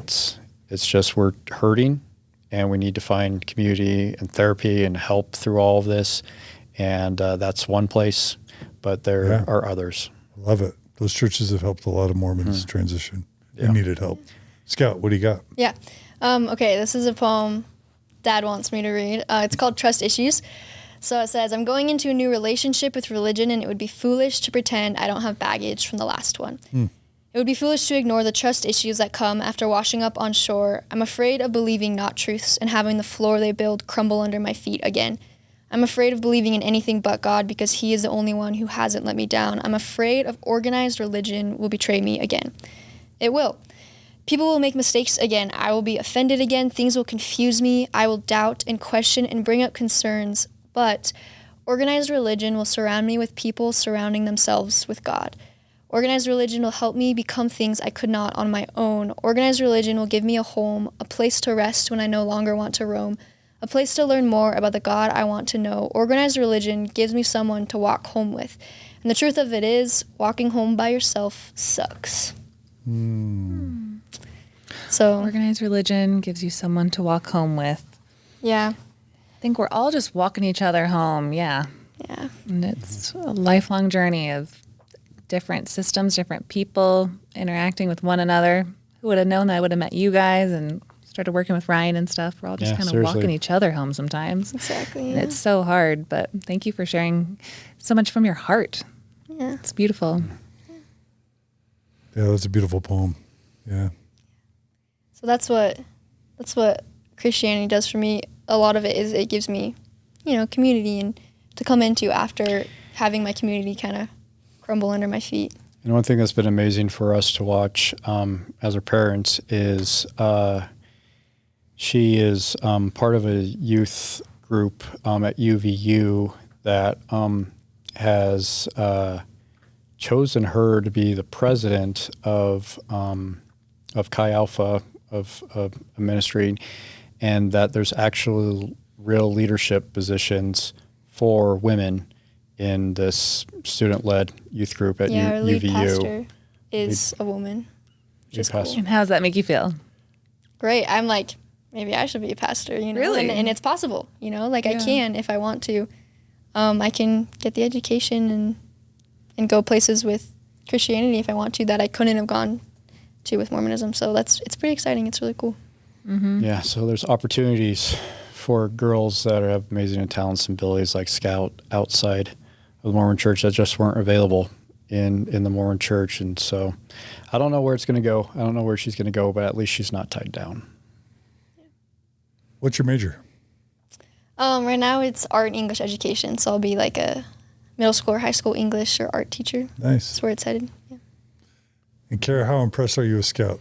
0 to 10. 0 to 10. 1,000. And so I've gotten to know your parents over the last few months and stuff. So nice to meet you today. Yeah. And they've talked you up a lot, and they could even talk you up more because you're great. And Thanks, Carah. Is this your first time to meet her? Yeah, it's first time. Oh, today. fun. I met your younger siblings though. I've been up to your house. I know. and I was over. gone. Yeah, When that happened. it's a great family. No, we've had a few very sharp children on Mormon Stories with their parents, like, Leah Young's daughter, Brinley, and Oh my gosh. and the Some people. Langs, Kelly and Heather Langs. I love 'em. kids, sons. I just remember those are like always my favorites. Yeah. But I think Scout. There's holds one her I did own. by myself too. Scout.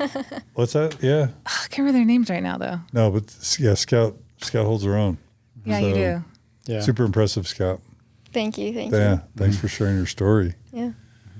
All right. So before we talk about Timmy did what, anything else you want to say just about your concluding deconstruction, reconstruction? Well, I just hope, I know as I've been working through challenges with my own faith journey, as I still am, it's an ongoing process continually.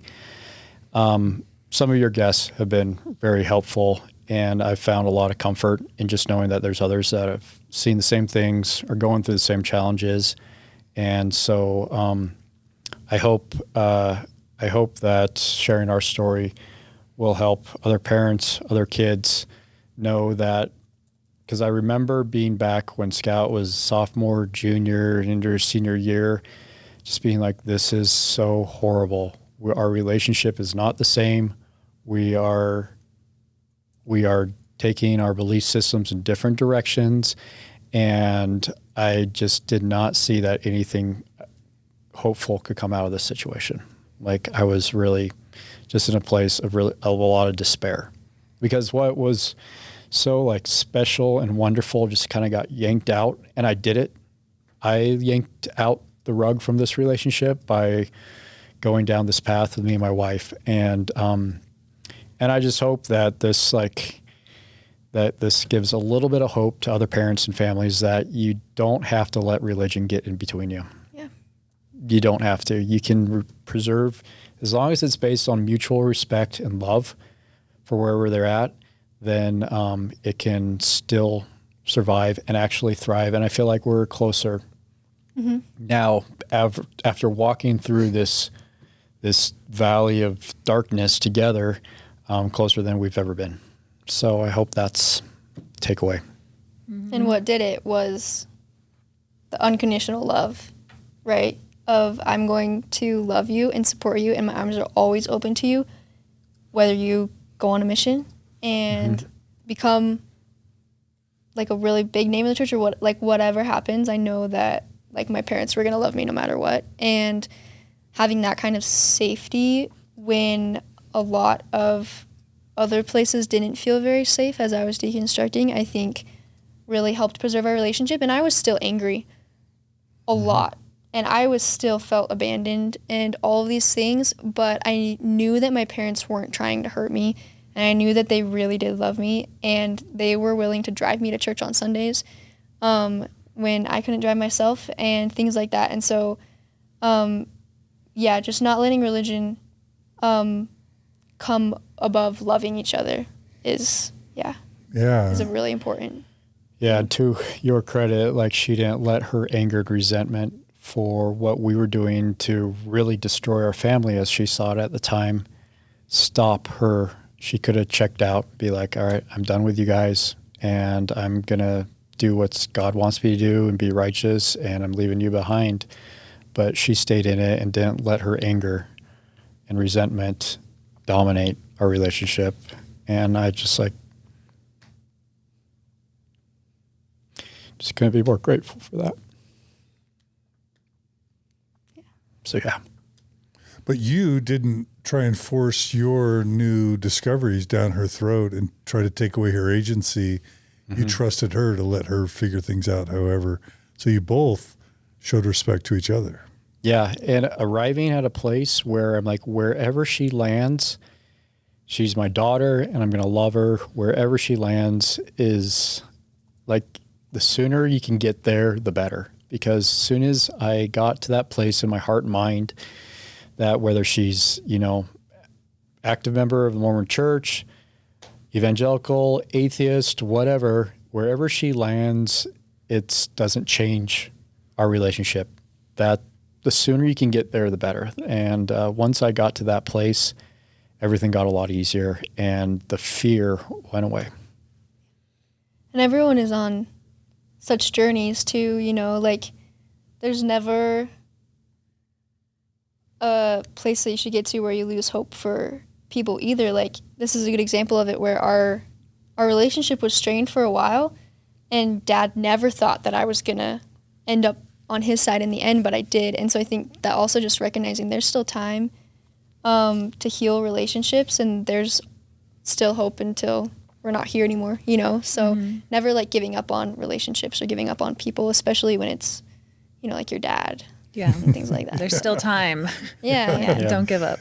Yeah. Especially really good when message. it's your dad or your daughter, or your mom. Yeah. If you can, preserve the relationship and still love them and have hope for them, then 100% do that. That's carrying that instead of carrying anger. I think it might even be Shakespeare, the quote that's, anger is drinking poison and expecting the other person to die. You're just drinking poison.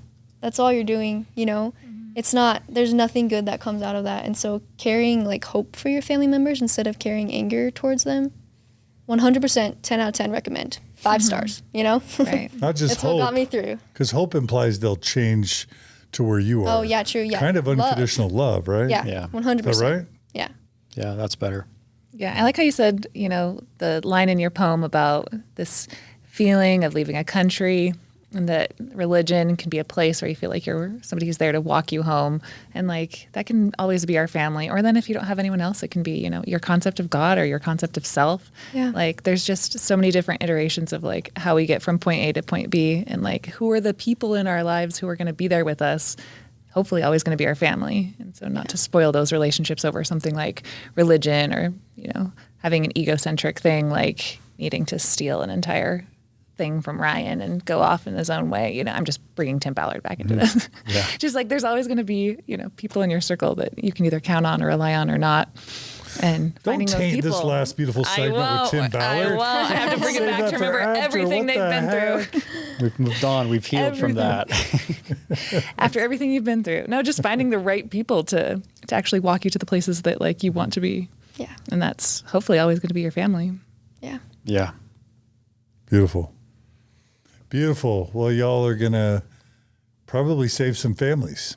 So I hope so. you know how grateful we are that you would come and tell your story. Well, thanks. Thanks for having us. Yeah, glad to do it. All right. So what's this Timmy did what thing? Y'all want to plug some stuff you're working on? Carah, Nuance Ho has disappeared. Nuance Ho has died and is resurrecting in the form of?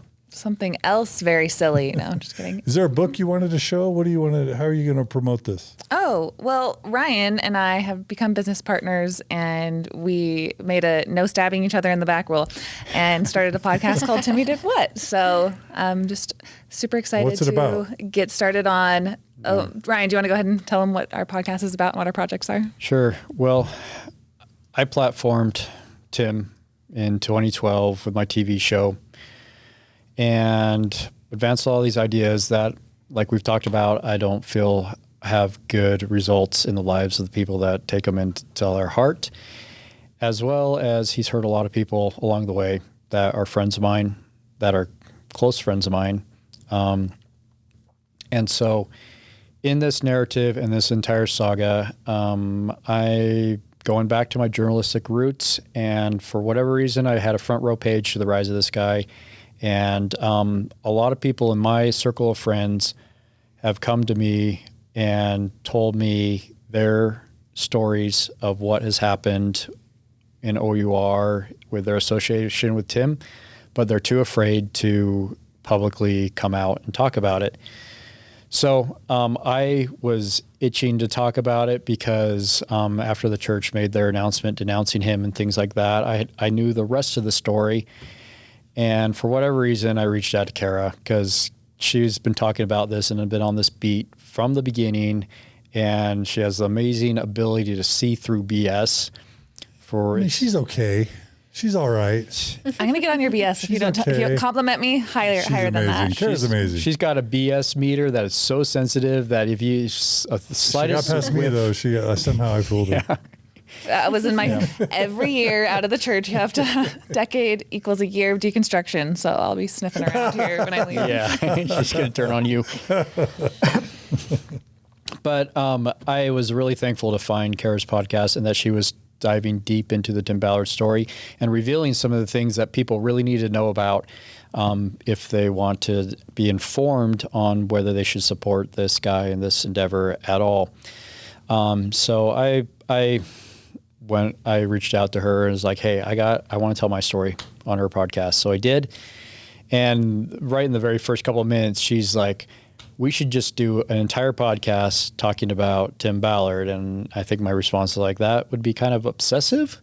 No, I think I actually said, like, I've been wanting to make a documentary and I've been like toying around making like these YouTube-y documentaries, and I haven't wanted to release them because I was like, it's too big. And I was like, you have a documentary film background and you know Tim. I was like, hypothetically speaking, would you like to work together and then try to sell something to Hulu one day and actually make a real documentary together? And then I was thinking big already. I was like, I was thinking of just setting the record straight because I platformed this guy and I helped contribute. I was just one of the cogs that contributed to his rise, which is something that I obviously regret because he's hurt a lot of people and done a lot of damage for the cause of anti-human trafficking. So I thought I'd go on her podcast and just put my testimony out there. Turns out after that, some lawyers contacted me, wanted my testimony for some of the cases that are going on right now.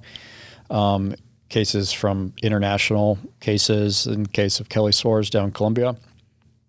And once I started talking to them and meeting all of the women that have been hurt by him, I just became blown away at how huge this story is, at how much damage has been done, how many, just a wake of carnage from around the world that he has left. And so it just evolved into the Timmy Did What podcast, where we're just going to bring those stories to you on a weekly basis. And yeah, me and Carah are partnering to tell those stories on that podcast. And she's like pivoted her whole channel towards exposing what's really going on. And that's what we're doing now.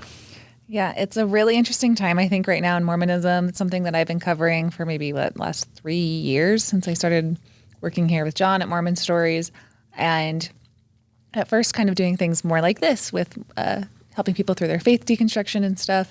And the Tim Ballard project that we're working on, to me, is like a nexus. It's like a center point church. No, it's a thing where so many aspects of all the things about church history and different parts of corruption and like spiritual manipulation and abuse, and then like sex abuse to the like most severe degrees, all kind of converge in this one central place. And so with your like lending your testimony of going down to Colombia and actually testifying at this Kelly Suarez trial, and the verdict of this trial is going to have gigantic implications for, you know, how the church responds and what it means to have apostles of the Lord, you know, like, you know, M. Russell Ballard uplift this person and platform them for so long. And it's going to not just go away with Tim Ballard trying to smear victims and do all these different kind of horrible things that he's alleged of doing. But it's so cool to have this project that we're working on with you lending your voice. And then the more that we talk about this and, you know, raise a voice for the victims, it's just this really interesting point in history right now where everyone's going to be kind of looking at this Tim Ballard stuff. Mm-hmm. So I just wanted to cover it with all of my time and energy more than ever right now. Yeah, there was the Chad and Lori Vallow, Chad Daybell murder trial that just went on that implicates Mormonism. This is like even bigger than that to me. I agree, yeah. Tim was Deseret Book's #1 author. He had the endorsement of an apostle. It implicates so much more Mormon royalty in Utah that were involved in supporting OUR.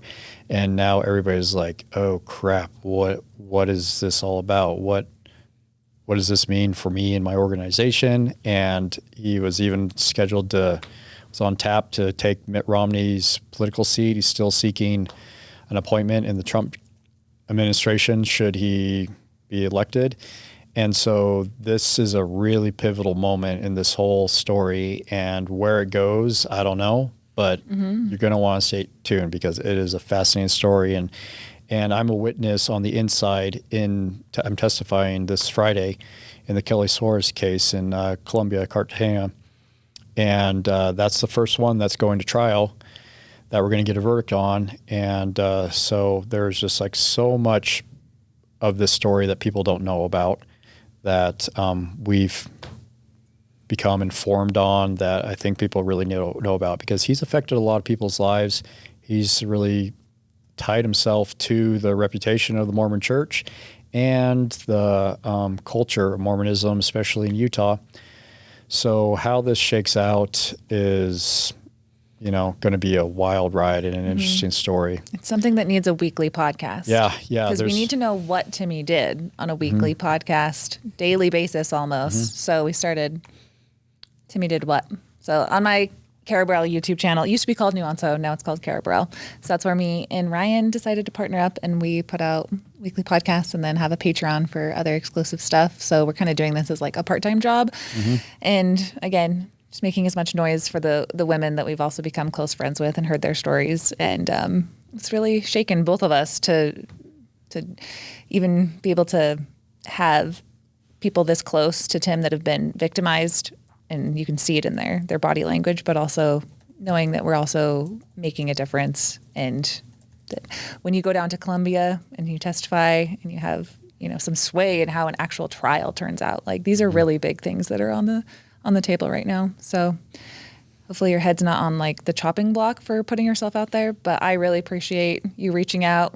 I always like to go back to the first email that Ryan sent me. Says, hey, Carah, I don't know if you know who I am, but if you do, you probably despise me, which is always a fun way to start an email. And look at us now. And look at us now. I really, I love your guys' integrity for, following what you feel is right. And no matter what, like, all the other parts of society and culture and religion have to say, like, you definitely are a family that goes with your intuition on what is right and wrong.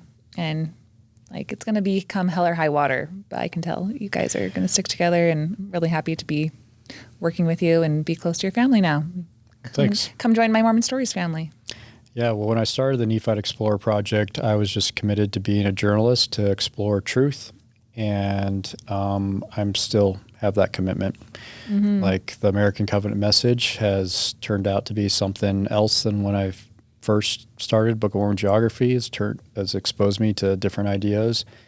And the persona of Tim Ballard has turned out to be something different than what I set out thinking it was. And so I'm really still just involved in the same thing that I started out. It's a commitment to telling the truth as I see it. the best way I know how, and not pulling any sort of agenda over people. So Right on. hopefully we bring that into the podcast. Tim, you did what also? And do y'all want to let people know how they can support the documentary? Yeah, well, we're seeking, I guess, supporters for the documentary. It's a long ways off because these trials are going to take some time to work their way out. But man, there are stories that of people in Haiti and Colombia and around the world that we want to tell, that have a really important story to tell with their association with OUR and how it's destroyed their lives. And so, yeah, if anybody would be interested in helping us fund that, we'd really How much money are we it. still trying to raise? I don't know if you'd be comfortable with leaving the donor box link, but that's the link to support like the podcast. And then we try to not call it a sizzle reel for the documentary because Tim ruined that. Yeah. But working with other like LDS and non-LDS filmmakers to kind of get things plugged in. But we have a lot of interest and a lot of like exclusivity to having Ryan and I having the context of this story and who to contact and who to interview and who to tell. But we do need some donations and some funding to get it started. And then also just doing this podcast to keep up to date on the weekly stuff that we want to do. Well, also there's certain things that we can't talk about yet until the trials conclude. Yeah. Yeah, but we'd appreciate any support that anybody feels inclined to give if they feel that the Tim Ballard story is relevant and important. We do too, and we'd love to partner with you and help telling that story. Yeah. And they can support you, go where to support you? Well, Carah Burrell on YouTube has links in the description of our podcasts on where you can support us. Okay. Yeah, I'll pass off the donor box links to the funding. All donations. I'm a nonprofit now, by the way, John, just like the OSF. Nice. All donations are tax deductible in the United States. Brilliant. Well, good luck on that project. Thanks. And Scout self-published her poetry book. So Yeah, where can people pick that up? It's on Amazon. Show them again. And the name is? Not all sheep who wander have lost him, and then Scout Fisher. So. And you have an Instagram too, right? Not a public one, but okay. maybe in the future sometime. We'll see. But yeah. All right. You guys are incredible. All right. Well, Ryan and Scout, thank you so much for joining us today on Mormon Stories. It's been beautiful. It's been powerful. Thank you so much. Thanks for having us. Yeah. Yeah.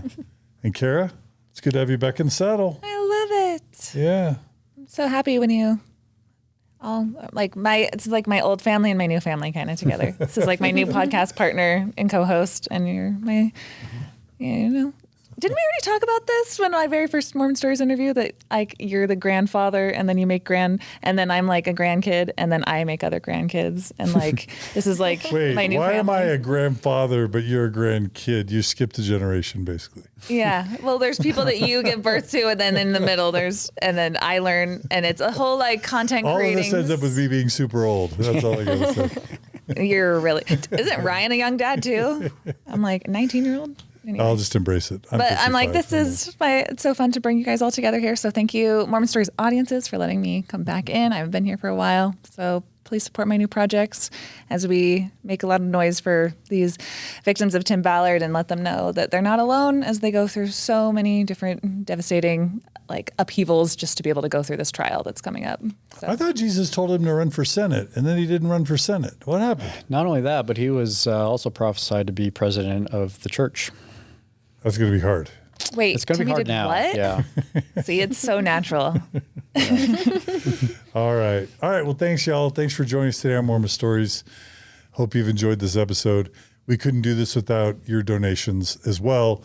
So thanks to everyone who donates to the Mormon Stories Foundation or Mormon Stories to make this possible. And if you value this content as well and want to see it continue, you can go to mormonstories.org. We have a brand new website, high performance, way faster, way better designed. Thanks, Gerardo and Dave Biesinger and all those who supported it. Check it out. Become a supporter. Click on the donate button. Become a monthly donor. And we'll keep providing this type of content. All right, you guys take care. See you soon. Good luck. Yeah. All right.